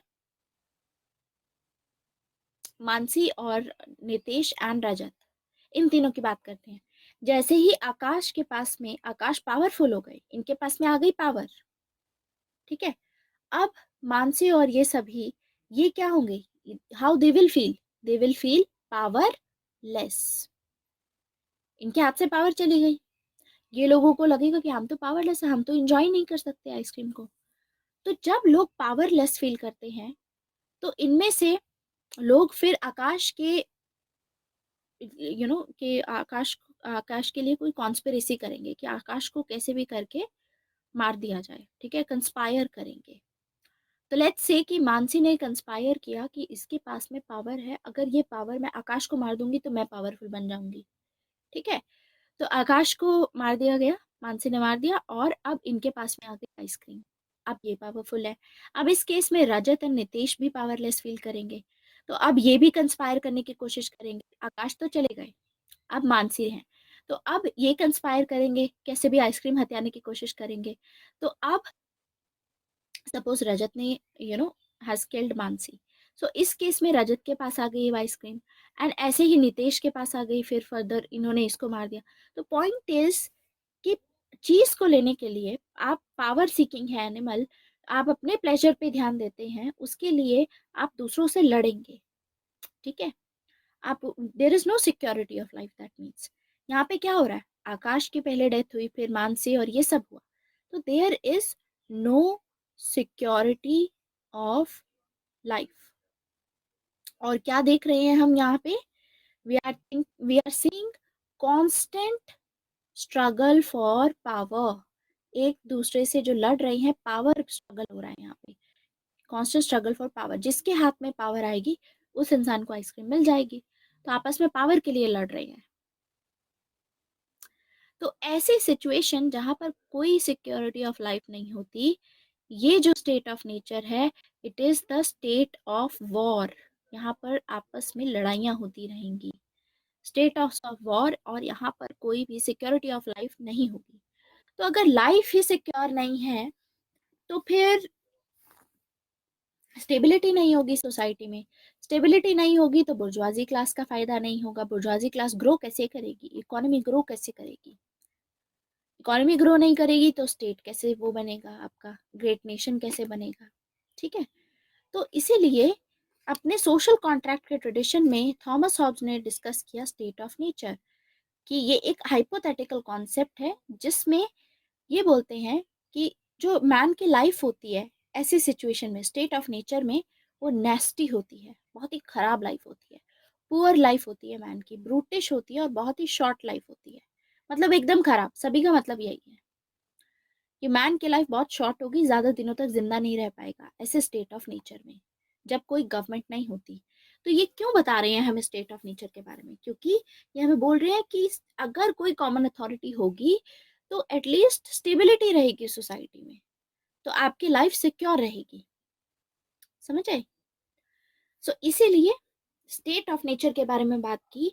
और अब थॉमस हॉब्स बोलते हैं कि स्टेट ऑफ नेचर में ऐसा था, state of nature is the state of war, जिसमें सभी दूसरों के साथ में लड़ रहे थे। यहाँ पर ना तो कोई प्रोग्रेस होगी, ना तो आर्ट में, ना लिटरेचर में, ना ही बिजनेस में कोई प्रोग्रेस होगी। और मैन क्या है? Man is utilitarian by nature. Man को क्या करना है? मैन को इंजॉय करना है, मैन को प्लेजर सीक करता है, इसीलिए man man is pleasure seeking. तो मैन तभी तो प्लेजर सीक कर पाएगा जब मैन की लाइफ रहेगी उसके हाथ में। इसीलिए कॉन्ट्रैक्ट साइन होगा। कॉन्ट्रैक्ट साइन करने का रीजन क्या था? कॉन्ट्रैक्ट आपस में साइन करेंगे ये लोग। क्यों साइन करेंगे? क्योंकि जब तक तुम जिंदा हो तभी तक तो एंजॉय कर सकते हो तुम। अगर तुम जिंदा ही नहीं रहोगे, इफ दिस इज हैपनिंग, तुम्हें जिंदा रहने को ही ना मिले तो एंजॉय कब करोगे तुम? तो आपस में लड़ी क्यों रहे हो? एंजॉयमेंट के लिए लड़ रहे थे, ताकि you get this pleasure of eating that ice cream. तो इसी के बेसिस पे थर्ड स्टेप आता है, जिसमें ये बोलते हैं थॉमस हॉब्स कि अब होगा कॉन्ट्रैक्ट साइन। तो लोग अब कॉन्ट्रैक्ट साइन करेंगे। क्यों साइन करेंगे? लाइफ को प्रिजर्व करने के लिए, अपनी लाइफ को बचाने के लिए। क्योंकि लाइफ है तो आप प्लेजर एंजॉय कर सकते हो, लाइफ नहीं है, अगर डेथ है उसकी जगह पे, तो डेथ का मतलब है प्लेजर का एंड हो गया, फिर आप एंजॉय नहीं कर सकते। और इसीलिए ह्यूमन बींग्स का जो बिगेस्ट फियर होता है वो होता है फियर ऑफ डेथ। क्योंकि मैन को एंजॉय करना है, मैन को ये चीज़ काफ़ी डराती है कि he will lose the things which gives him pleasure. इसको लिंक करके जो मैन के अंदर में डर है कि man is feeling fear this, इस फियर को लिंक करके मैन के यूटिलिटेरियन नेचर के साथ में, प्लेजर के साथ में, कि मैन के पास में एक तो डर है कि वो अपनी जिंदगी ना खो दे, क्योंकि तभी तो वो प्लेजर इंजॉय कर पाएगा। इसको लिंक करके थॉमस हॉब्स बोलते हैं कि लोग साइन करेंगे आपस में कॉन्ट्रैक्ट। हाँ, अब कॉन्स्टिट्यूशन बनाया जाएगा। तो इससे रिगार्डिंग एक स्टेटमेंट देते हैं थॉमस हॉब्स, जिसमें बोलते हैं I and fear were born together. ऐसा क्यों बोलते हैं? जब जिस टाइम पे, देखो, थॉमस हॉब्स पैदा हुए थे, ये प्री मेच्योरली पैदा हुए थे। प्री मेच्योरली उस टाइम पे स्पेनिश आर्मडा हो रहा था, मतलब इनकी मदर ने इनको प्री मेच्योरली बर्थ दिया था, बिकॉज उस टाइम पे वॉर चल रही थी, ऐसा कुछ था। तो उसके चलते आगे जा कर के ये यही बोलेंगे कि I and fear are born together. क्योंकि जब ये बॉर्न हुए उस टाइम पे, जब इनका जन्म हुआ है उसी टाइम पे वहां पर वॉर चल रही थी। तो वॉर जहाँ चलती है वहां पे सिक्योरिटी ऑफ लाइफ को लेकर के काफी डर होता है कि हमारी जान कौन बचाएगा। ठीक है। तो उस फियर को कनेक्ट करके मैन की यूटिलिटेरियन नेचर के साथ में, कि मैन को प्लेजर सीख करना है, वो तभी कर पाएगा अगर जिंदा रहेगा। तो उसको बचाने के लिए मैन फाइनली कॉन्ट्रैक्ट साइन करेगा। तो स्टेट ऑफ जो नेचर है, हमने अभी तक स्टेट ऑफ नेचर, जिस स्टेट ऑफ नेचर की बात की थी, ये स्टेट ऑफ नेचर में हम देखेंगे कि नेचुरल राइट्स प्रिवेल कर रहे थे। नेचुरल राइट्स मतलब जो राइट्स आपको नेचर ने दिए हैं। कौन से राइट्स आपको नेचर ने दिए हैं? आपको नेचर ने ये राइट्स दिए हैं कि आप अपनी मर्जी मुताबिक कुछ भी कर सकते हो।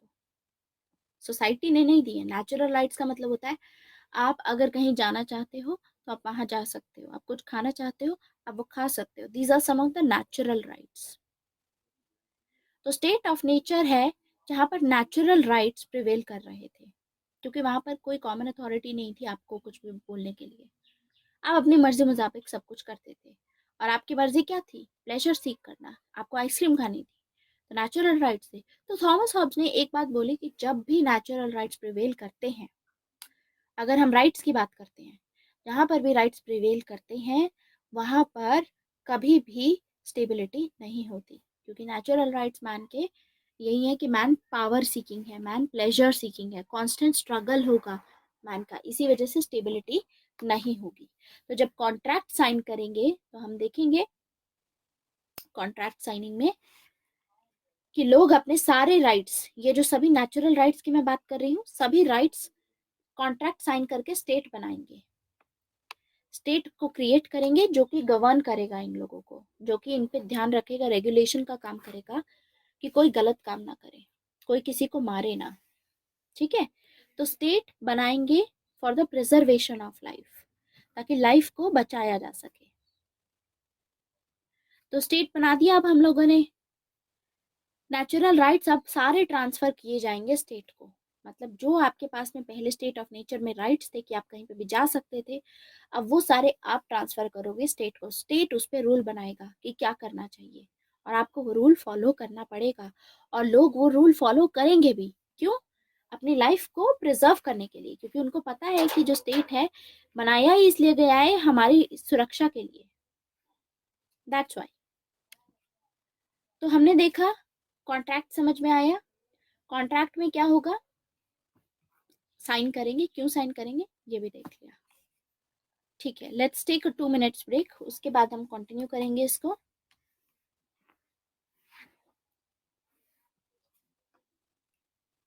इसको एक बार यहाँ से पढ़ सकते हो आप इतना मेन टाइम।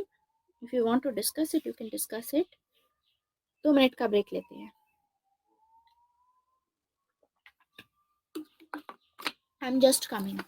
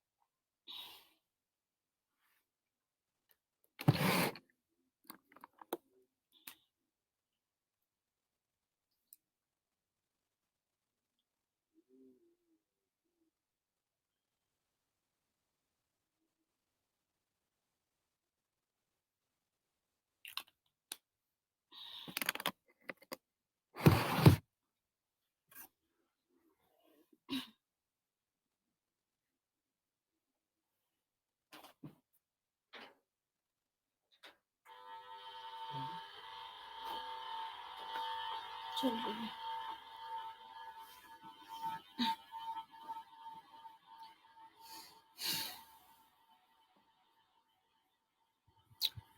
यस, स्टार्ट करें।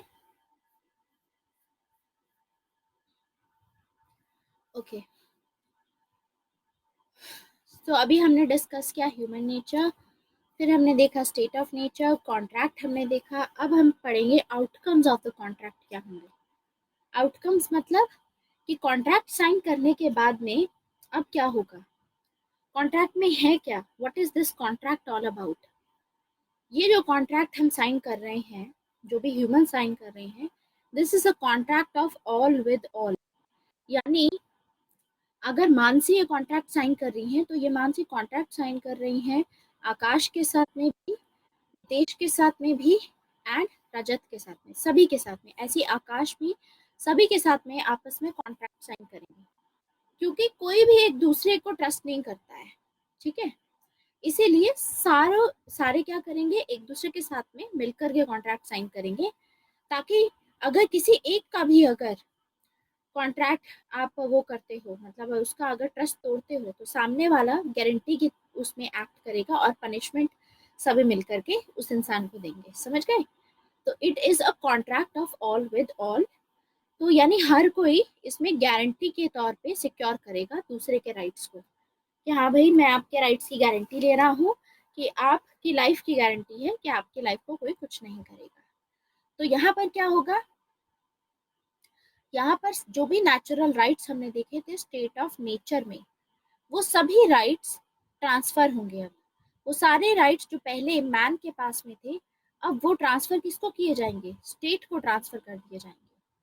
क्योंकि यही कंडीशन होगी कि हर एक इंसान, चाहे वो मानसी हो चाहे आकाश, हर कोई अपने सारे नेचुरल राइट्स जो हैं स्टेट को ट्रांसफर करेगा। ये कंडीशन है, सभी को करनी है। ऐसा नहीं है कि सिर्फ आकाश कर दे और बाकी ना करें, सभी को करने पड़ेंगे।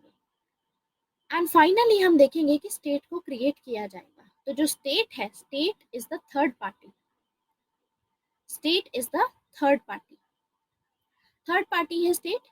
मतलब एक तो पार्टी है मानसी, उसके बाद जिसके साथ भी कॉन्ट्रैक्ट कर रही हैं साथ में, या तो आकाश हो गए या कोई भी होगा, तो ये सेकंड पार्टी, दोनों पार्टी ऐसे होती हैं, ठीक है। तो ये हो गई एक पार्टी, ये हो गई दूसरी पार्टी हमारी।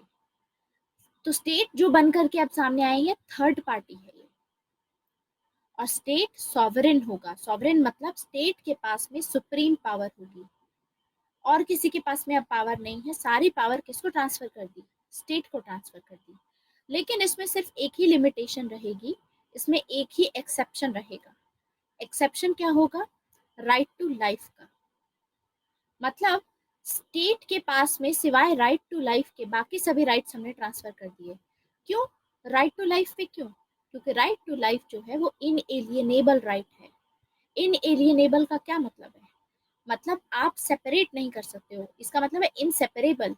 आप राइट टू लाइफ का एक ऐसा कॉन्सेप्ट है जो कि आप चाहो भी कि मैन अगर ट्रांसफर कर दे दूसरे को, तो ट्रांसफर कर ही नहीं सकता, कर ही नहीं सकता। इसीलिए राइट टू लाइफ एक एक्सेप्शन होगी, इसको छोड़ के बाकी सभी राइट्स स्टेट को दे दिए जाएंगे।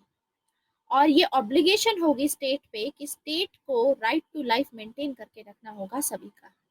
अगर स्टेट आर्बिट्ररी मैनर में किसी की भी राइट टू लाइफ को हार्म करता है, तो स्टेट के अगेंस्ट में रिवोल्ट किया जा सकता है। लेकिन अगर जैसे लॉ में लिखा गया है, जैसे प्रोसीजर्स में बताया गया है, उस केस में फेयर मीन्स से, मतलब पूरा प्रोसीजर स्टैब्लिश बाय लॉ से किया जा सकता है, ठीक है। तो स्टेट के ऊपर ऑब्लिगेशन होगी कि दूसरी लाइफ, क्योंकि स्टेट आया ही किस लिए, स्टेट आया है लाइफ को प्रोटेक्ट करने के लिए, लाइफ को सिक्योरिटी उसकी प्रोवाइड करने के लिए स्टेट बनाया गया है। तो सोशल कॉन्ट्रैक्ट समझ में आया। सोशल कॉन्ट्रैक्ट में हमने देखा था ह्यूमन नेचर क्या है, स्टेट ऑफ नेचर क्या है, कॉन्ट्रैक्ट साइन क्यों करेंगे लोग, और फाइनली कॉन्ट्रैक्ट में होगा क्या। तो यानी मैन के पास में स्टेट ऑफ नेचर में देखो दो ही ऑप्शन है। एक ऑप्शन है मैन के पास में कि एब्सोल्यूट एनार्की में रहे मैन। एनार्की का क्या मतलब होता है कि मैन जब कॉमन अथॉरिटी नहीं थी और जब कयास था, यहाँ पर नो सिक्योरिटी ऑफ लाइफ, या तो मैन उसी में रहे, या फिर मैन को अगर स्टेबिलिटी चाहिए, अगर मैन को अपनी लाइफ की सिक्योरिटी चाहिए, तो मैन को स्टेट की एब्सोल्यूट अथॉरिटी में रहना होगा, स्टेट की एब्सोल्यूट अथॉरिटी में रहना होगा। एंड यहाँ पर हम देखेंगे थॉमस हॉब्स का आइडिया, कि थॉमस हॉब्स क्या करेंगे, सिक्योरिटी को ज़्यादा प्रायोरिटी देते हैं लिबर्टी से। क्यों? क्योंकि स्टेट ऑफ नेचर में लिबर्टी थी, आप अपने मुताबिक जो आप करना चाहते थे वो आप कर रहे थे, वहाँ लिबर्टी थी, इसीलिए वहाँ पर सिक्योरिटी ऑफ लाइफ नहीं थी। तो इनकी प्रायोरिटी क्या है कि लाइफ को सिक्योर किया जाए, तो इसके लिए ये लिबर्टी गिव अप कर देंगे, यानी ये सिक्योरिटी को ज़्यादा प्रेफरेंस देंगे लिबर्टी से। तो जब हम इनकी थ्योरी ऑफ लिबर्टी देखते हैं तो ये लिबर्टी इनकी बात ही नहीं करते, इनके लिए सिक्योरिटी इंपॉर्टेंट है, ये लिबर्टी में बिलीव नहीं करते। समझ आया? प्रोटेक्शन ऑफ लाइफ इनके लिए बहुत इंपॉर्टेंट है। तो हमने अभी तक ये कीवर्ड्स आपको याद होने चाहिए, आप ये चीज़ें अपने आंसर में लिख सकते हैं। पहला स्टेप ह्यूमन नेचर में यूटिलिटेरियन और इंडिविजुअलिस्टिक आपको लिखना ज़रूरी है, इसको एक एक लाइन दो दो लाइन में आप एक्सप्लेन कर सकते हैं। State of nature second step है। स्टेट ऑफ नेचर मैंने आपको बताया is the state of anarchy.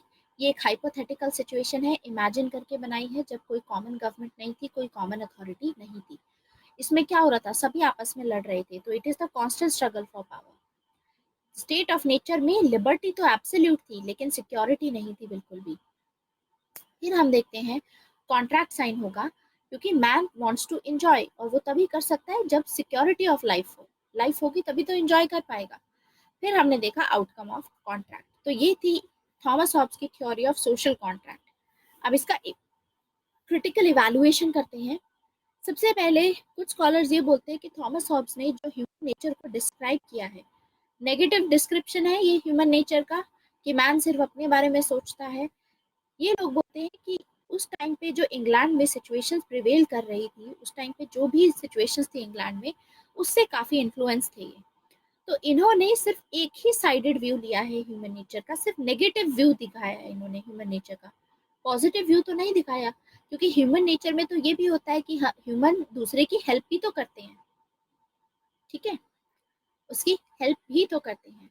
तो इसीलिए ये बोलते हैं कि he is the scholar of emerging capitalist class. ये कैपिटलिस्ट क्लास को सपोर्ट कर रहे थे, और उसी को सपोर्ट करने के लिए ये चाहते थे कि स्टेबिलिटी तो हो, हर कोई चाहेगा, विच इज गुड, लेकिन ये सारी पावर स्टेट को दे देंगे, क्योंकि स्टेट एक कॉन्ट्रैक्ट के चलते सभी लॉज बनाएगा और स्टेट मेंटेन रखेगा इसमें। जब कार्ल मार्क्स बोलते हैं कि Thomas Hobbes is the father of all of us, ऐसा क्यों बोलते हैं, father of all of us? Reason है इसका ये बोलने का, क्योंकि स्टेट अब आ गया ना, तो स्टेट कैपिटलिस्ट क्लास को काम करेगा, इसके फेवर में काम करेगा, क्योंकि स्टेबिलिटी बना के रखेगा, तो कैपिटलिस्ट क्लास का फायदा होगा इसमें ज्यादा, इसीलिए। और कुछ ये बोलते हैं स्कॉलर्स की, जो ये एक्सप्लेनेशन दी है थॉमस हॉब्स ने, ये साइंटिफिक एक्सप्लेनेशन नहीं है। हमने देखा कि इनकी मेथोडोलॉजी साइंटिफिक थी, लेकिन इनको क्रिटिसाइज करने वाले बोलते हैं कि साइंटिफिक एक्सप्लेनेशन नहीं है, ये सच नहीं बता रहे हैं हमें, ये भी एक डिस्कोर्स है, ये भी एक आधा सच बताने का तरीका है, मतलब आधा सच बता रहे हैं ह्यूमन नेचर के बारे में। डिस्कोर्स का मतलब क्या होता है? डिस्कोर्स का मतलब होता है आपको सच इस तरीके से बताया जाए जिससे आपको लगे कि हाँ ये सच है, लेकिन वो असली में सच होता नहीं है, ठीक है। तो इनका जो बताने का तरीका है वो इस तरीके से इन्होंने बताया कि हाँ भाई, और हम लोग अभी से क्या सोच रहे होंगे, हम इतनी देर से जब थॉमस हॉब्स को पढ़ रहे हैं तो हम सोच रहे हैं कि हाँ ये बात भी सही बोल रहा है कि मैन सिर्फ अपने बारे में सोचता है, सेल्फ इंटरेस्ट में सोचता है, मैन दूसरे के इमोशंस को नहीं समझ सकता। तो अल्टीमेटली पॉलिटिकल साइंस में सभी चीजें डिस्कोर्स ही हैं, एवरीथिंग इज अ डिस्कोर्स। बताने का तरीका है, पॉलिटिकली मोटिवेटेड हो सकते हैं, कोई भी रीजन होगा उसके पीछे बताने का, अपने मुताबिक अपने हिसाब से बता देंगे वो। तो पॉलिटिकल साइंस में कोई भी हमको पूरा सच नहीं बताता है, हमको आधा ही सच पता चलता है। इनफैक्ट फासिज्म में तो कोई सच है ही नहीं, क्योंकि फासिज्म किसी भी चीज़ को प्रमोट ही नहीं करता, फासिज्म सभी दूसरी आइडियोलॉजी से उठा उठा करके चीज़ें प्रमोट करता है अपने आप को जस्टिफाई करने के लिए।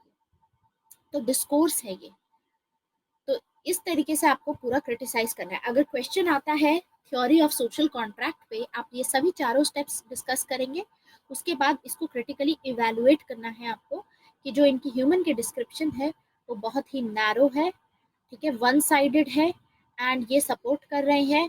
दूसरा, इनकी एक्सप्लेनेशन साइंटिफिक नहीं है, ये भी एक डिस्कोर्स ही है। तो ये जो स्टेट ऑफ नेचर है, मैंने आपको बताया, is the state of war of all against all. ये एक वॉर की सिचुएशन है जहाँ पे सभी एक दूसरे के साथ में लड़ रहे हैं। स्टेट ऑफ नेचर में लाइफ कैसी होगी इंसान की? नेस्टी होगी, nasty, poor, brutish and short, बहुत शॉर्ट, छोटी लाइफ होगी। यहाँ पर art, literature, letters, navigation, industry, capitalism, किसी चीज का भी स्कोप नहीं होगा ग्रो करने का ऐसे सिचुएशन में। इसीलिए कॉन्ट्रैक्ट साइन किया जाएगा। Can you call someone anarchy if he is only against person running government? नहीं, एनार्की का मतलब होता है स्टेट होगा ही नहीं। एनार्की का मतलब, एनार्किक आप उसको, उस बंदे को बोलोगे जिसमें होगा ही नहीं, जैसे कार्ल मार्क्स, जैसे गांधी। गवर्नमेंट होगी ही नहीं, स्टेट होगा ही नहीं, समझे? तो किसी पर्सन को इस पर इस उसमें आप नहीं बोल सकते। The person who is running government, like अगर कोई मोदी का हेटर है तो आप उस इंसान को एनार्किक नहीं बोल सकते, समझे?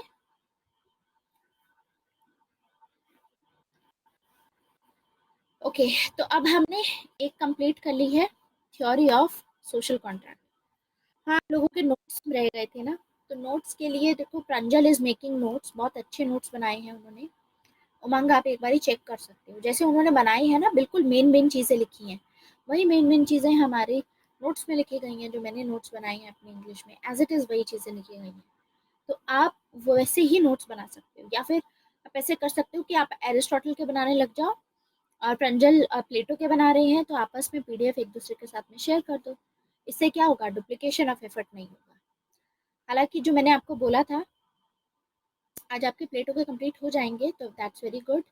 प्लेटो हो जाएगा तो उमंग, आप प्लेटो पे काम मत करो, आप उस पे काम कर लो। आपको बनाने नहीं आते? अच्छा, ठीक है, आपको बनाने नहीं आते हैं तो मैंने वैसे भी आपको बोला था आपके ग्रुप में कि आपके लिए मैं एक दो जो टॉपिक्स हैं शुरुआत के, उसमें मैं नोट्स बना दूंगी, ठीक है?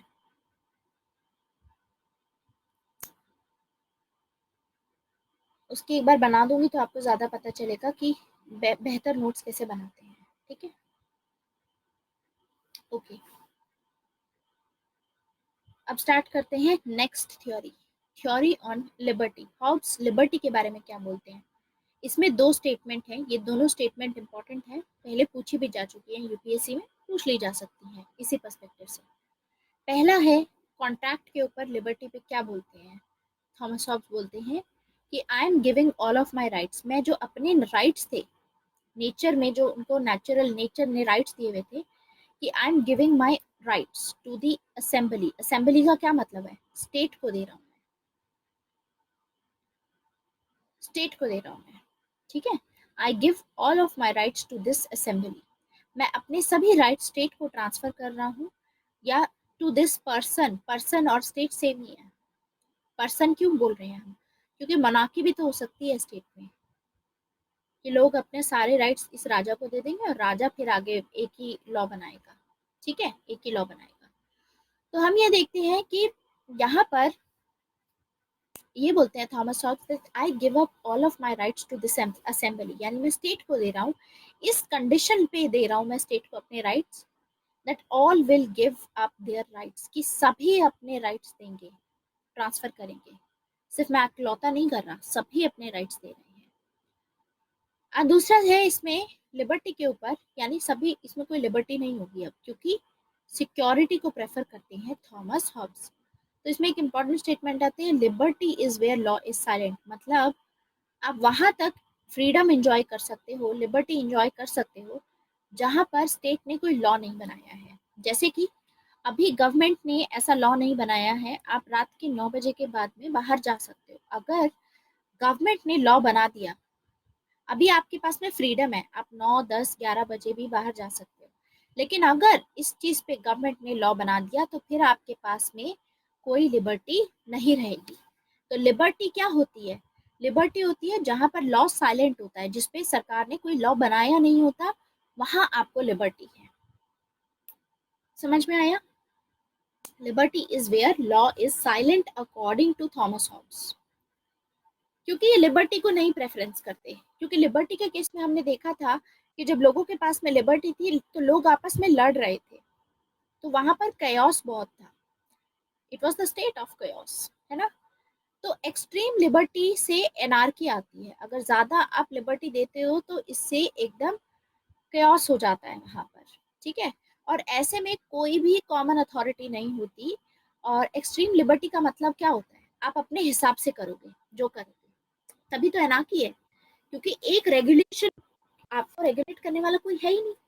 नितेश अपने हिसाब से लॉ बनाएगा, अपने उसके लिए उसकी परसेप्शन से हो सकता है रात के 11 बजे जो निकले उसको तो मार देना चाहिए, और दी अदर पर्सन कोई अगर रात के 9 बजे के बाद निकले तो उसको जेल में बंद करना चाहिए। व्हाट इफ ऐसा हो? एक्सट्रीम लिबर्टी मतलब आप अपने ही परसेप्शन से अपना खुद का वो फॉलो कर रहे हो, तो एक्सट्रीम लिबर्टी से एनार्की आती है। कोई एक लॉ कॉमन अथॉरिटी होती नहीं, कोई गारंटी लेता ही नहीं है फिर उसमें राइट टू लाइफ की। कौन बचाएगा जिंदगी को? रेगुलेट कौन करेगा फिर? तो इसीलिए ये लिबर्टी को प्रेफर करते ही नहीं है, ये सिक्योरिटी को प्रेफर करते हैं। तो इसके लिए जो लिबर्टी और सिक्योरिटी में से कौन सी वैल्यू सुप्रीम है, कौन सी वैल्यू ज़्यादा इंपॉर्टेंट है? सिक्योरिटी बहुत इंपॉर्टेंट है थॉमस हॉब्स के लिए। इसीलिए जब कॉन्ट्रैक्ट साइन हो रहा था तो थॉमस हॉब्स ने बोला कि मैं अपने सभी राइट्स को ट्रांसफर कर रहा हूँ एक्सेप्ट राइट टू लाइफ, क्योंकि ये तो हम कर नहीं सकते ट्रांसफर। ठीक है? तो अथॉरिटी जो होगी स्टेट की, इसका मतलब एब्सोल्यूट अथॉरिटी होगी। इसीलिए थॉमस हॉब्स को एब्सोल्यूटिस्ट भी बोला जाता है। एब्सोल्यूटिस्ट, एब्सोल्यूटिस्ट बोला गया है। Man has no freedom to act according to his choice. It is that is why कि मैन के पास में अपनी चॉइस से अकॉर्डिंग अगर वो करेगा तो फिर एनार्की होगी। मैन के पास में फ्रीडम नहीं है। हाँ, एब्सोल्यूटिस्ट का मतलब है एब्सोल्यूट पावर स्टेट के पास में होगी। State is having sovereignty. Supreme power law बनाने की किसके पास में है? स्टेट के पास में। यानी मैन के अंडर में ये कंपल्शन है, ये उसके ऊपर कंपल्शन है कि उसको लॉ फॉलो करना ही पड़ेगा। क्योंकि अगर वो लॉ फॉलो नहीं करेगा, अगर स्टेट के अंडर में स्टेट के ऑर्डर्स फॉलो नहीं करेगा, तो फिर उसको पनिशमेंट मिलेगी अगर वो लॉ फॉलो नहीं करता है। आप खुद देखो एब्सोल्यूटिस्ट। अब देखो एक एक स्टेटमेंट आती है कि Thomas Hobbes started as an individualist. मतलब शुरुआत में हमने क्या देखा कि थॉमस हॉब्स तो इंडिविजुअलिस्ट थे। ये इंडिविजुअल को मानते थे कि ज्यादा इंपॉर्टेंट होता है मैन से, सॉरी स्टेट से। इंडिविजुअल ज्यादा इंपॉर्टेंट होता है, लेकिन एट द एंड स्टेट से अगर ज्यादा इंपॉर्टेंट है तो आपने सारी पावर स्टेट को क्यों दी? तो यानी एंड में तो इंडिविजुअलिस्ट नहीं रहे। शुरुआत में हम देखते हैं कि Thomas Hobbes is an individualist, लेकिन he ends up as an absolutist. Absolutist at the end ये एब्सोल्यूट पावर देंगे स्टेट को। ऐसा क्यों है? रीजन है सिक्योरिटी ऑफ लाइफ। रीजन है कि मैन इतना इंडिविजुअल है, इतना अपने सेल्फ इंटरेस्ट में सोचता है, इतना एक्सट्रीम इंडिविजुअल है कि और कोई चारा ही नहीं है। अगर मैन को अपनी लाइफ को बचाना है तो स्टेट की अथॉरिटी में ही बचाया जा सकता है। ये रीजन है, because man is extremely individual. बिना स्टेट की एब्सोल्यूट अथॉरिटी के सिक्योरिटी इतना मतलब वो है कि सिक्योरिटी रहेगी ही नहीं लाइफ की। तो ये एक स्टेटमेंट याद रखनी है, ठीक है? नहीं, ये अपने व्यूज नहीं चेंज करेंगे सिक्योरिटी ऑफ लाइफ को लेकर के। फॉर सिक्योरिटी ऑफ लाइफ, हाँ, ऐसे व्यूज चेंज मतलब he started as an individualist but finally absolutist है। लेकिन एट द एंड फिर भी ये यही मानते हैं कि इंडिविजुअल इंपॉर्टेंट है। ऐसा नहीं है कि बाद में बोलेंगे स्टेट इंपॉर्टेंट है, नहीं, फिर भी ये यही मानेंगे कि इंडिविजुअल इंपॉर्टेंट है। लेकिन क्योंकि इंडिविजुअल इतना ज्यादा सेल्फ इंटरेस्ट में सोचता है, इतना इंडिविजुअलिस्टिक होते हैं मैन, तो कोई और चारा ही नहीं है, ये ऐसे जस्टिफाई करते हैं। तो इनके चेंज नहीं होंगे व्यूज, व्यूज सेम है, अभी भी प्रेफरेंस इंडिविजुअल को ही दे रहे हैं, इंडिविजुअल की सिक्योरिटी ऑफ लाइफ को ही दे रहे हैं, क्योंकि कोई और चारा नहीं है, कोई और वे नहीं है इसमें, ठीक है। इसीलिए ये अभी भी इंडिविजुअलिस्ट हैं। क्यों? क्योंकि आखिरी में क्या बोलते हैं एक्सेप्शन में, right to life, right to life अभी भी मैन के पास में है। अगर स्टेट इसको वॉलेट करता है तो स्टेट को आप चैलेंज कर सकते हो, तो स्टेट को रिवोल्ट के थ्रू आप चैलेंज कर सकते हो, रेवोल्यूशन ला सकते हो इस केस में। इसीलिए अभी भी एट द एंड भी वो इंडिविजुअलिस्ट हैं, लेकिन फाइनली लेकिन एब्सोल्यूट अथॉरिटी देंगे, ये आप ऐसे एक्सप्लेन करोगे अगर ये स्टेटमेंट आती है, ठीक है। तो दिस इज अबाउट लिबर्टी।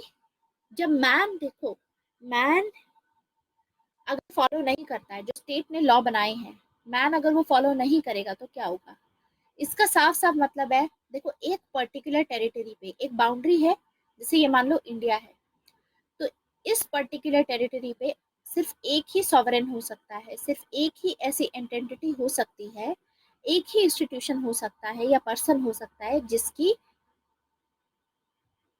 चले, सुप्रीम पावर हो जिसके पास में। कभी भी एक पर्टिकुलर टेरिटरी में दो सॉवरेन नहीं हो सकते, यानी दो ऐसे इंसान नहीं हो सकते जिनकी एब्सोल्यूट मतलब सुप्रीम पावर चले, दो नहीं हो सकते, एक ही हो सकता है, ये कहना था थॉमस हॉब्स का।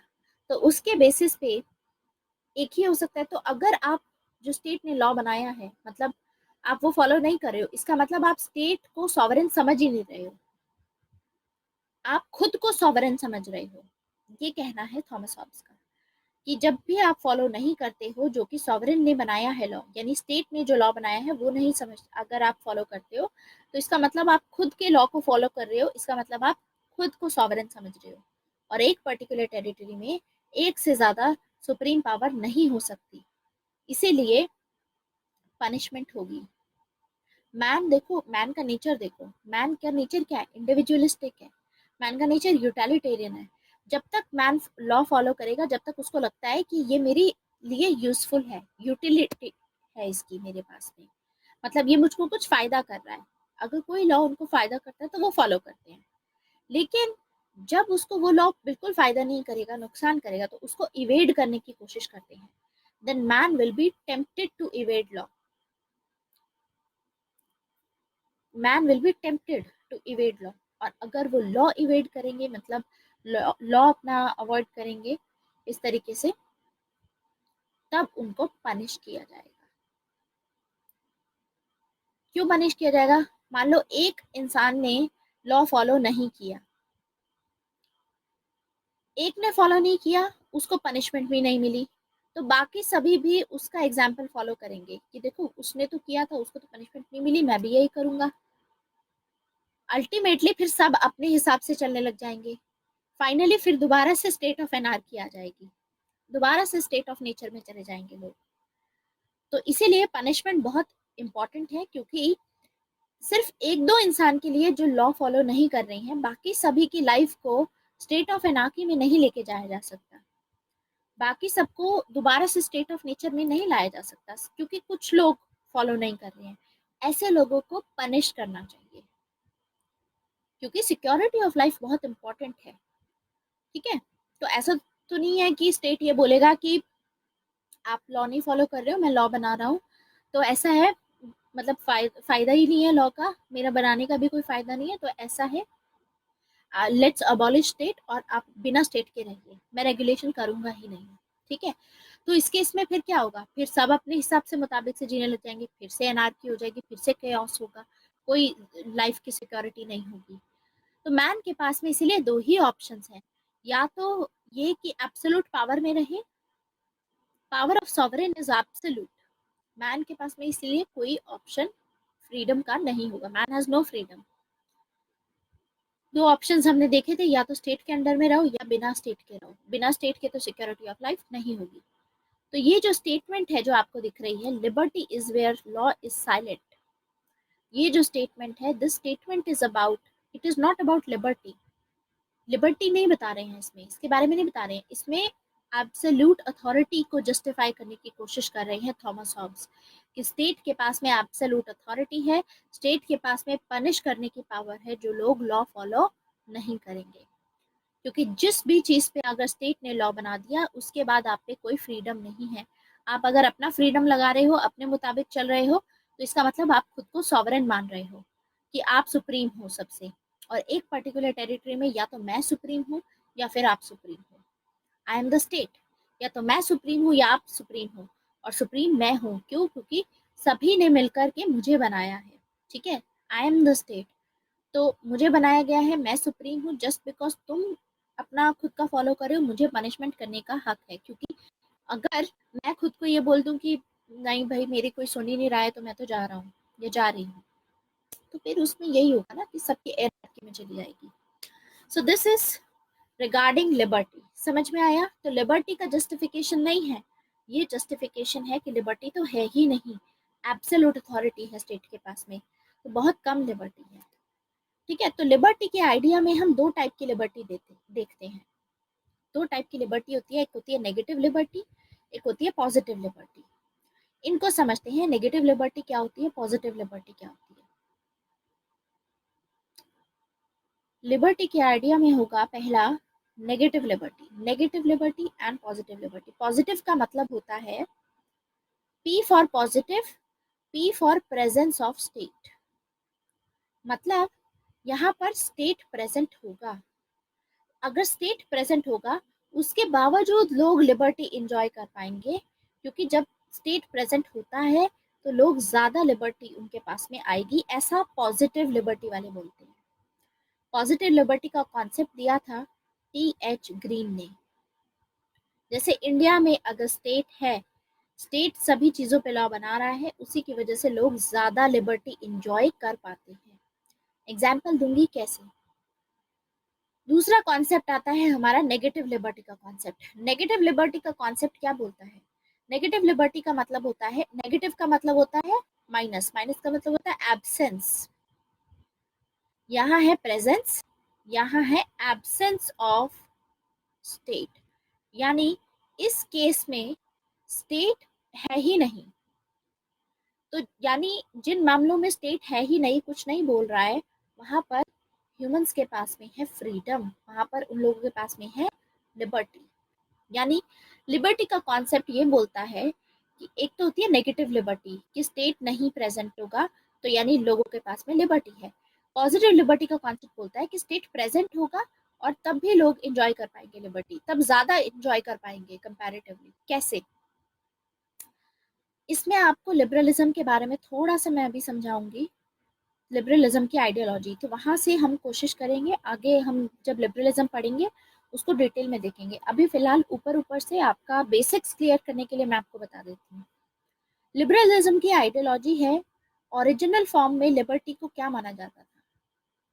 ओरिजिनल फॉर्म में क्लासिकल लिबरलिज्म का स्कूल है। ठीक है, क्लासिकल लिबरलिज्म। तो क्लासिकल लिबरलिज्म में माना जाता है, इसमें जॉन लॉक है ना, अगला जो हमारा टॉपिक होगा वो इससे बिलोंग करते हैं, क्लासिकल लिबरलिज्म से। ठीक है, तो ओरिजिनल का मतलब होता है, लिबरल का ओरिजिनल लिबर्टी का मतलब होता है कि जब कोई इंटरफेयर ना करे। इन रियल टर्म्स हम क्या मानते हैं, what is the meaning of liberty, कि आपको लिबर्टी मतलब कोई आपके कामों में इंटरफेयर ना करे, है ना। तो ओरिजिनल लिबर्टी का मतलब है एब्सेंस ऑफ इंटरफेरेंस, मतलब एब्सेंस ऑफ स्टेट।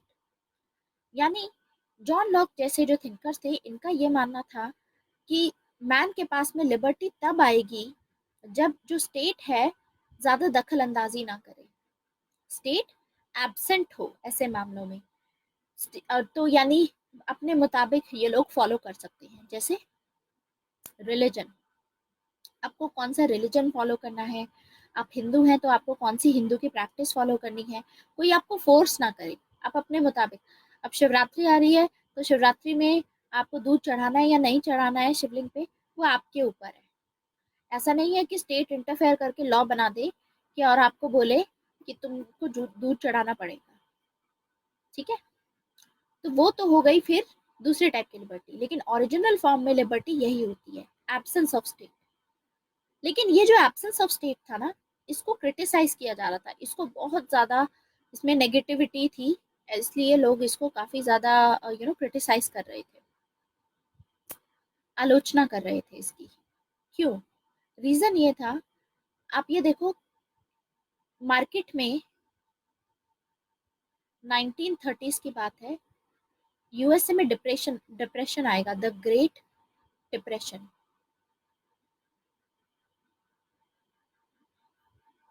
ठीक है, वो इसी का रीजन था। मार्केट आपने ओपन छोड़ दी, ओपन मतलब स्टेट इसमें नहीं करेगा इंटरफेयर, मार्केट फ्री है, अपने मुताबिक चल रही है। ठीक है, तो मार्केट फ्री थी, अपने मुताबिक चल रही थी, फ्री हैंड होगा वहां पर।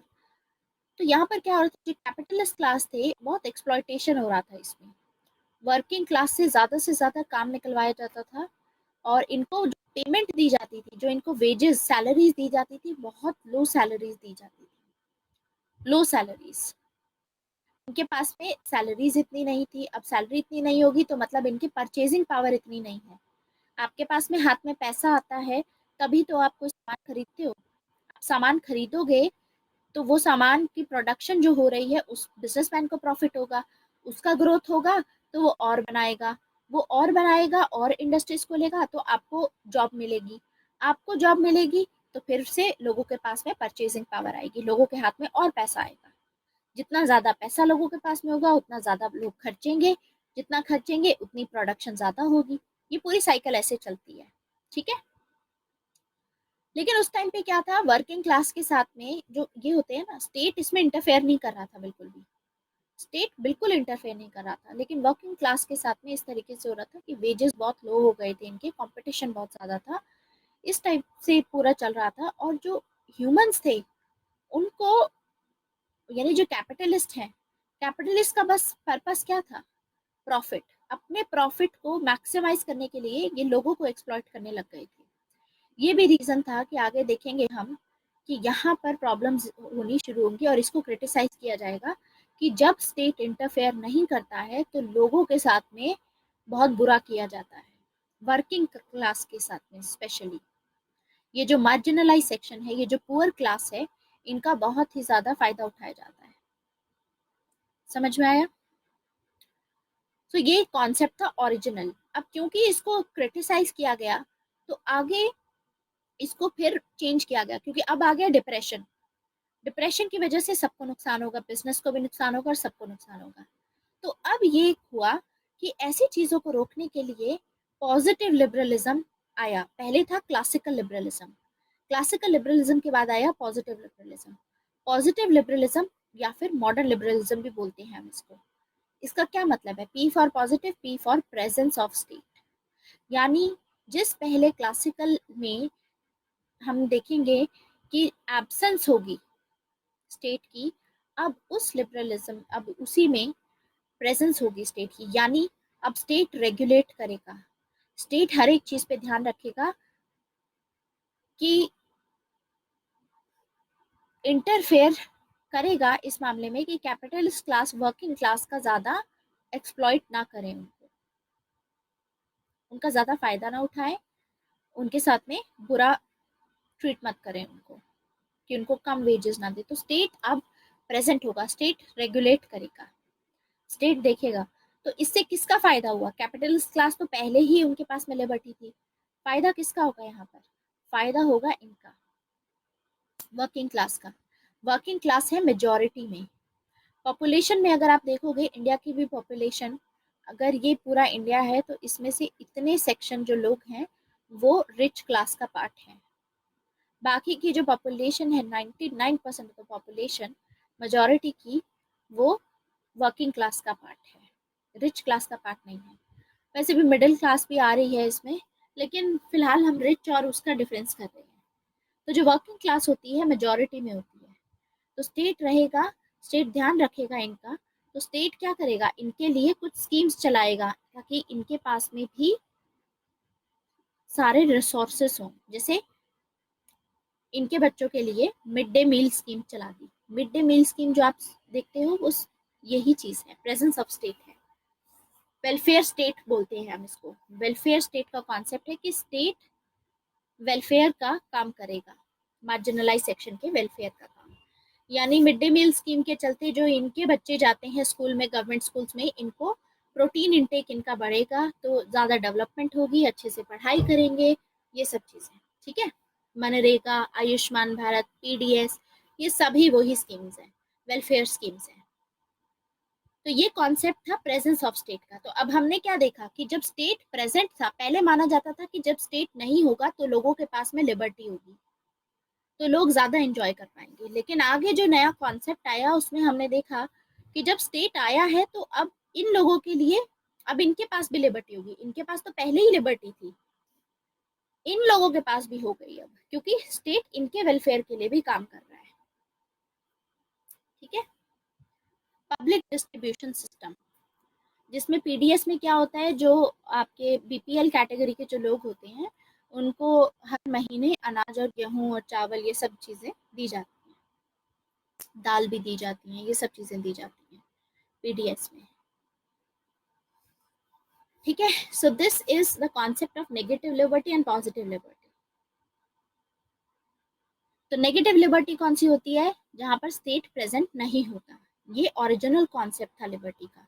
पॉजिटिव लिबर्टी का कॉन्सेप्ट होता है जिसमें वेलफेयर स्टेट प्रेजेंट होता है, मतलब स्टेट प्रेजेंट होगा, इसकी वजह से एनहांस होगी लिबर्टी, लोगों के पास में लिबर्टी और आएगी। अब लोगों के पास में जब स्टेट होगा तो ज़्यादा लोगों के पास में लिबर्टी आएगी, हाथ में पैसा आएगा, कोई भी स्कीम उनके पास में होगी। जैसे मान लो कि पीडीएस स्टार्ट की गई, पीडीएस के चलते इन्हें 1 रुपए में 1 किलो गेहूं दे रहे हैं ये लोग, ठीक है, इन 1 रुपीज। तो इन लोगों के पास में अब ज्यादा इनको मतलब पैसा खर्चना नहीं पड़ेगा अपने बेसिक के लिए, मतलब एटलीस्ट खाने पीने के लिए, फूड सिक्योरिटी हो गई यहाँ पर। तो जो बाकी का जो पैसा बचा है उस पैसे से अब इनके पास में आ गई परचेजिंग पावर, क्योंकि उस पैसे से अब ये बाकी चीजें खरीद सकते हैं। तो अब उस पैसे से बाकी चीजें खरीदेंगे, तो स्टेट ने क्या किया, स्टेट ने इनकी खर्चने की जो कैपेसिटी थी उसको इंक्रीज कर दिया। जब स्टेट प्रेजेंट था, स्टेट ने वेलफेयर स्कीम चलाई और स्टेट ने इनकी कैपेसिटी बढ़ा दी। तो जब स्टेट ने इनकी कैपेसिटी बढ़ाई तो अब इनके पास में आ गया फ्रीडम, और अब इनका डेवलपमेंट होगा, क्योंकि अब ये उस पैसे को अपने बच्चों की अच्छे स्कूल में भेज सकते हैं, उनकी फीस भर सकते हैं, जो पहले पढ़ने नहीं जा रहे थे उनको पढ़ने के लिए भेजा जाएगा, ये सब चीज़ें होंगी, कैपेसिटी बिल्डिंग। तो अमर्त्य सेन जो है वो पॉजिटिव लिबर्टी में बिलीव करते हैं। अमर्त्य सेन कौन है? इंडिया के नोबल लॉरेट हैं, economic Nobel laureate. Amartya Sen का कहना है कैपेसिटी बिल्डिंग करनी चाहिए स्टेट को, ऐसे स्टेट को होना चाहिए वहाँ पर, स्टेट को एनहांस करनी चाहिए, स्टेट को ऐसी चीज़ें करनी चाहिए जिससे कि लोगों की डेवलपमेंट हो। समझ में आया? तो यानी स्टेट अगर प्रेजेंट होगा तो डेवलपमेंट होगी, तो फ्रीडम होगा। तो दो आइडियाज हम लिबर्टी का देखते हैं। तो एक तो हमने स्टेटमेंट थॉमस हॉब्स की पढ़ ली कि liberty is where law is silent, मतलब लिबर्टी वहां पर होती है मैन के पास में जहां तक लॉ साइलेंट है, जहां पर लॉ नहीं बनाया गया है। क्योंकि अगर जैसे ही स्टेट ने लॉ बना दिया फिर आपके पास में लिबर्टी नहीं है। तो इस स्टेटमेंट में तो हमने ये एनालाइज किया कि ये तो ज्यादातर एब्सोल्यूट जस्टिफिकेशन दे रहा है। ये तो थॉमस हॉब्स इसमें जस्टिफाई करने की कोशिश कर रहे हैं कि स्टेट के पास में एब्सोल्यूट अथॉरिटी है। लेकिन फिर आती है दूसरी स्टेटमेंट। दूसरी स्टेटमेंट में आता है आपका कि liberty signifies properly the absence of opposition in external impediments to motion, यानी liberty means absence of law. अभी इसको समझने की कोशिश करते हैं। Liberty signifies properly the absence of opposition, मतलब लिबर्टी का क्या मतलब होता है? लिबर्टी का मतलब होता है कि आपको कोई अपोज ना करे, आप जो करना चाहते हैं आपको कोई अपोज ना करे, आपके पास में फ्रीडम हो। बाहर से इन एक्सटर्नल इम्पीडमेंट्स टू मोशन, मतलब आप कुछ करना चाहते हैं अगर आपको कोई रोके ना, ये होती है लिबर्टी, कोई रिस्ट्रिक्शन ना हो आप पे। तो इसके चक्कर में अब लिबर्टी को और कैपेसिटी को डिफरेंशिएट करेंगे थॉमस हॉब्स। ये बोलते हैं कैपेसिटी डिफरेंट होती है और लिबर्टी डिफरेंट होती है। ठीक है, दो एग्जाम्पल देते हैं लिबर्टी और कैपेसिटी को डिफरेंशिएट करने के लिए। पहला एग्जाम्पल ये क्या देते हैं? पहला ये बोलते हैं कि मान लीजिए एक इंसान है जो कि he has the freedom to walk, उसको कोई रोक नहीं रहा है, वो कहीं पे भी चल सकता है, घूम के आ सकता है, लेकिन he is unable to walk क्योंकि वो बीमार है। आपने उसको फ्रीडम तो दे दिया कि भाई जाओ घूम के आओ, लेकिन क्योंकि वो बीमार है, वो चल ही नहीं सकता, ही इज, उनका एक्सीडेंट हुआ है मान लीजिए, व्हील चेयर पे है, तो क्या वो घूम के आएंगे अपने पैरों पे? नहीं घूम के आ सकते। तो इस सिचुएशन में ऐसे इंसान के पास में फ्रीडम तो है, लेकिन कैपेसिटी नहीं है, क्योंकि वो बीमार है। फ्रीडम तो है उनके पास, कहीं पे भी जा सकते हैं, लेकिन कैपेसिटी तो नहीं दी। तो थॉमस हॉब्स इसीलिए बोलते हैं कि हमको फ्रीडम, इस लिबर्टी को कैपेसिटी के साथ में कंफ्यूज नहीं करना है। आप फ्रीडम दो, लिबर्टी का साफ मतलब होता है कि लॉ बनाया ही नहीं है, आपको कोई नहीं रोक रहा है, उसका मतलब होता है लिबर्टी। कोई बनाया ही नहीं है, ठीक है, कि यहाँ पर स्टेट की प्रेजेंस नहीं है, स्टेट ने इंटरफेयर ही नहीं किया। तो ये अलग बोलेंगे, ये बोलेंगे कि लिबर्टी और कैपेसिटी अलग होती है। अब आता है a person have freedom to walk, he is unable to walk because वो बीमार है। तो इनके पास में फ्रीडम तो है, ठीक है। इस केस में एक और, अब फ्रीडम इनके पास में है लेकिन कैपेसिटी नहीं है। एक और एग्जाम्पल लेंगे, अब एग्जाम्पल लेते हैं बॉटल का। मान लो एक बॉटल है, उसकी बॉटल के अंदर में है पानी। अब आपको पता है कि वाटर फ्रीली फ्लो करता है, आप वाटर को फेंक दोगे तो अपने मुताबिक जहां पर भी गिरना है वहां गिर जाएगा, ठीक है। तो एक लिक्विड है बॉटल के अंदर में। अब ये जो लिक्विड है, लिक्विड के पास में कैपेसिटी तो है कि आपने अगर बाहर से, इस यहाँ पर रिस्ट्रिक्शंस लगी हुई हैं, वॉल्स जो हैं बॉटल की जो दीवारें हैं वो रोक रही हैं इसको फ्रीली फ्लो करने से। तो यहाँ पर तो हो गई रिस्ट्रिक्शन, यहाँ पर रिस्ट्रिक्शन लगाई गई है। तो जहां पर रिस्ट्रिक्शन लगाई जाती है वहां लिबर्टी नहीं होती, साफ मतलब ये है इसका। तो जो बॉटल का एग्जाम्पल देते हैं उसमें ये बोलते हैं कि लिक्विड के पास में तो कैपेसिटी है कि वो कहीं पे भी मतलब फ्लो कर सकता है, लेकिन क्योंकि रिस्ट्रिक्शंस लगाई हुई है यहाँ पे, एक्सटर्नल रिस्ट्रिक्शंस, एक्सटर्नल इम्पीडमेंट, इम्पीडमेंट का मतलब होता है रिस्ट्रिक्शन, यहाँ पर रोक लगा दी, तो वो लगाई हुई है, इसीलिए लिक्विड नहीं जा रहा है। तो इसीलिए लिक्विड अलग होता है और कैपेसिटी अलग होती है, ये कहना था थॉमस हॉब्स का। तो बताने की क्या कोशिश कर रहे हैं कि लिबर्टी का मतलब यही है कि जहां पर से स्टेट ने रोक नहीं लगाई हुई है वहां तो आपके पास में लिबर्टी होगी, जहां पर स्टेट ने रोक लगा दी वहां पे आपके पास में लिबर्टी नहीं होगी। तो यानी ये नेगेटिव लिबर्टी को सपोर्ट करेंगे, ये नेगेटिव लिबर्टी को, कि आपके पास में जहां वहां तक लिबर्टी है, ये सपोर्ट्स नेगेटिव लिबर्टी, वहां तक लिबर्टी है जहां तक स्टेट की एब्सेंस है। जैसे ही स्टेट की प्रेजेंस हुई, स्टेट ने लॉ बनाया, फिर आपके पास में लिबर्टी नहीं है। कैपेसिटी पे डिपेंड नहीं करेगा, ये स्टेट पे डिपेंड करेगा, स्टेट कहाँ बना रहा है। समझ में आया? अब हम आगे देखते हैं कि इनको बुर्जुआजी का जो स्कॉलर है, पोजेसिव इंडिविजुअलिज्म का स्कॉलर क्यों बोला जाता है। पोजेसिव इंडिविजुअलिज्म होता क्या है, वेरी इंपॉर्टेंट टर्म। ये जो टर्म है आगे हम जॉन लॉक में भी सेम पढ़ेंगे, तो यही समझ लेते हैं ताकि आगे हमको परेशानी ना हो। देखो, थॉमस हॉब्स ने बोला था कि मैन इंडिविजुअलिस्टिक है, अपने बारे में सोचता है, और मैन जो है सोसाइटी में जो रह रहा है अब, थॉमस हॉब्स का कहना है it is out of necessity. Man ने सोशल कॉन्ट्रैक्ट क्यों साइन किया? नेसेसिटी की वजह से, स्टेबिलिटी की वजह से, अपनी लाइफ की सुरक्षा के लिए, ठीक है, सिक्योरिटी के लिए। अदरवाइज मैन सोशल नहीं है, मैन इंडिविजुअलिस्टिक है, अदरवाइज मैन सिर्फ अपने बारे में सोचता है। तो he is the scholar of possessive individualism. और इसीलिए ये बोलते हैं कि एट द एंड ये क्या बोलेंगे, ये बुर्जुआजी क्लास को राइट देंगे।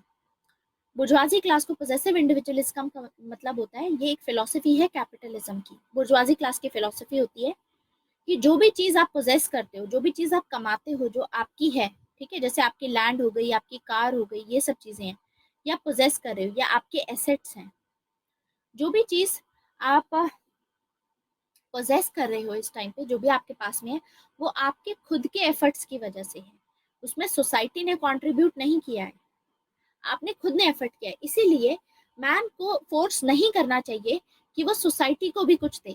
जैसे एरिस्टोटल, एरिस्टोटल क्या बोलते थे कि जो भी चीज आप प्रोड्यूस करते हो वो आप सोसाइटी की वजह से प्रोड्यूस कर रहे हो, इसीलिए आपको चैरिटी करनी चाहिए, आपको सोसाइटी को पे बैक करना चाहिए। ये देखा था हमने एरिस्टोटल में।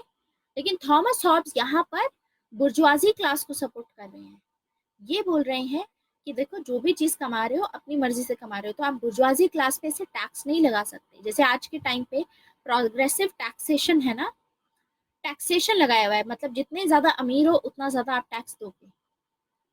तो ये जो टैक्सेस हैं, ये जो लगाए गए हैं, ये जो टैक्सेस नहीं होने चाहिए। मैन को कंपेल नहीं करना चाहिए, आपको फोर्स नहीं करना चाहिए कि वो सोसाइटी को कुछ दे, क्योंकि जो भी चीज आप खरीदते हो, जो भी चीज आप पोजेस कर रहे हो, आपकी अपनी मेहनत से कर रहे हो। तो लैंड जो है, जो प्रॉपर्टी है, वो अलाउ करनी चाहिए। यानी बुर्जुआजी क्लास जो है कितनी भी प्रॉपर्टी एक्वायर कर सकता है अपनी मेहनत से। तो ये इस चक्कर में हम इनको बोलते हैं कि yes, he is a scholar of bourgeoisie class, is a scholar of possessive individualism, क्योंकि ये बोलेंगे कि प्रॉपर्टी अलाउड होनी चाहिए, इनके पास में रहेगी। समझे? तो ऐसे बुर्जुआजी क्लास को सपोर्ट कर रहे हैं ये। और स्टेट का क्या फंक्शन होगा? स्टेट का फंक्शन बस इतना है कि लोगों की सिक्योरिटी ऑफ लाइफ रखे, प्रिजर्वेशन रखे, लाइफ को रखे। और state is institution of utility for man, मतलब स्टेट को बनाया गया है, state is created by man. यानी मैन अभी भी पहले आता है स्टेट से। स्टेट को बनाया गया है, मैन ने बनाया है अपनी यूटिलिटी के लिए, अपने यूज के लिए। अगर स्टेट ने लाइफ प्रोटेक्ट नहीं की, या स्टेट ने खुद ही अपने सिटीजन्स की लाइफ लेनी शुरू कर दी, आर्बिट्ररी मैनर में खुद ही सबको डेथ पनिशमेंट देनी शुरू कर दी, तो फिर वो स्टेट फेल्ड स्टेट होगा। और ऐसे केस में लोगों के पास में ये हक है, लोगों के पास में ये राइट है कि लोग रेजिस्ट कर सकते हैं, रिवोल्ट कर सकते हैं स्टेट के अगेंस्ट। इसीलिए हम बोलते हैं he is the greatest of all individualist, क्योंकि एट द एंड इंडिविजुअल्स की सुरक्षा के लिए इन्होंने राइट टू रेजिस्ट का भी बोला है। बुर्जुआजी क्लास के स्कॉलर हैं ये, इसलिए बोलते हैं कि अगर आपको आपके साथ में कुछ गलत करता है, स्टेट नहीं मेंटेन करके रख रहा है इस तरीके से, तो फिर आप रिवोल्ट कर सकते हैं। At the same time he is an absolutist also, ये एब्सोल्यूट पावर देंगे। ठीक है, ये एब्सोल्यूट पावर देंगे स्टेट को। तो आगे हमें थ्योरी ऑफ लॉ कवर करना होगा, थोड़ा हम समझेंगे। ये तो वैसे मैंने कॉन्ट्राडिक्शन आपको बता ही दिया है कि इंडिविजुअलिज्म तो में तो इंडिविजुअल के बारे में बात करते हैं, एब्सोल्यूटिज्म में स्टेट के को पावर देते हैं ये। तो फिर ये कॉन्ट्राडिक्शन कैसे? कॉन्ट्राडिक्शन इसीलिए क्योंकि मैन इतना ज़्यादा है इंडिविजुअल कि स्टेट को पावर देनी ही होगी एब्सोल्यूट, अदरवाइज स्टेट को डिस्ट्रॉय कर देगा। मैन इतना इंडिविजुअल है। ठीक है, तो बाकी लॉ पे पढ़ेंगे हम, एंड फिर असेसमेंट रह जाएगा, इवैल्यूएशन रह जाएगा थॉमस हॉब्स का, उसके बाद हमारा खत्म हो जाएगा थॉमस हॉब्स। कल इसको कंटिन्यू करेंगे, आज फिलहाल आज के लिए इतना ही। इसको पढ़ के आइएगा, ये जो पीडीएफ है एज इट इज जो मैंने अभी आपको दी है, एक एक जो सेंटेंस है उसको पढ़िए, जो एग्जाम्पल दिया गया है उसको समझने की कोशिश कीजिए। ठीक है,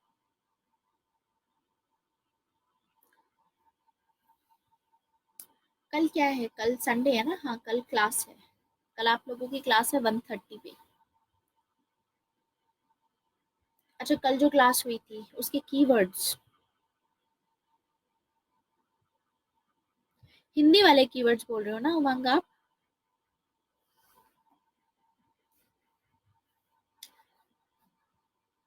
कल मैकियावेली पहले कवर किया था हम लोगों ने, फिर उसके बाद थॉमस हॉब्स किया था, राइट? उसकी हिंदी गूगल करके। अच्छा अच्छा, ठीक है। आप पहले सारे कीवर्ड्स की वो कर लोगे, गूगल कर लोगे। अच्छा, तो आपने बुक नहीं परचेज की? बुक नहीं परचेज की प्रांजल, आप ऐसा करना, आपके पास बुक है ना, तो एरिस्टोटल की, मैकियावेली की और थॉमस हॉब्स की उसकी पीडीएफ बना करके एक बार सेंड कर दीजिए। ठीक है, तो उसमें से मैं भी देख लूंगी क्या क्या आइडियाज इंपॉर्टेंट है, एक बार अंडरलाइन करके बता दूंगी वो भी। ठीक है, उनकी पीडीएफ कर देना। और कल तक, या मंडे को आपकी शायद छुट्टी है, मंडे को आपका है? नहीं, मंडे को आपकी तो है क्लास, मंडे को आपकी क्लास है ना? एक ही क्लास है शायद आप लोगों की, आई डोंट रिमेम्बर, एक है दो है, देख लेंगे जिस भी हिसाब से है। अब इसके बाद में आपकी, मुझे लगता है जॉन लॉक तक होगी यहाँ पर क्लासेस आपकी, उसके बाद की जो क्लासेस होंगी आपकी नेक्स्ट मंथ होंगी। तो हमारे पास अब बहुत टाइम रहेगा, तो हम मिलकर के इसी पे काम करेंगे अब से। This is it for today, thank you very much. हाँ, मंडे को 1 है तो ठीक है, 3 बजे है, will continue. Okay, bye bye.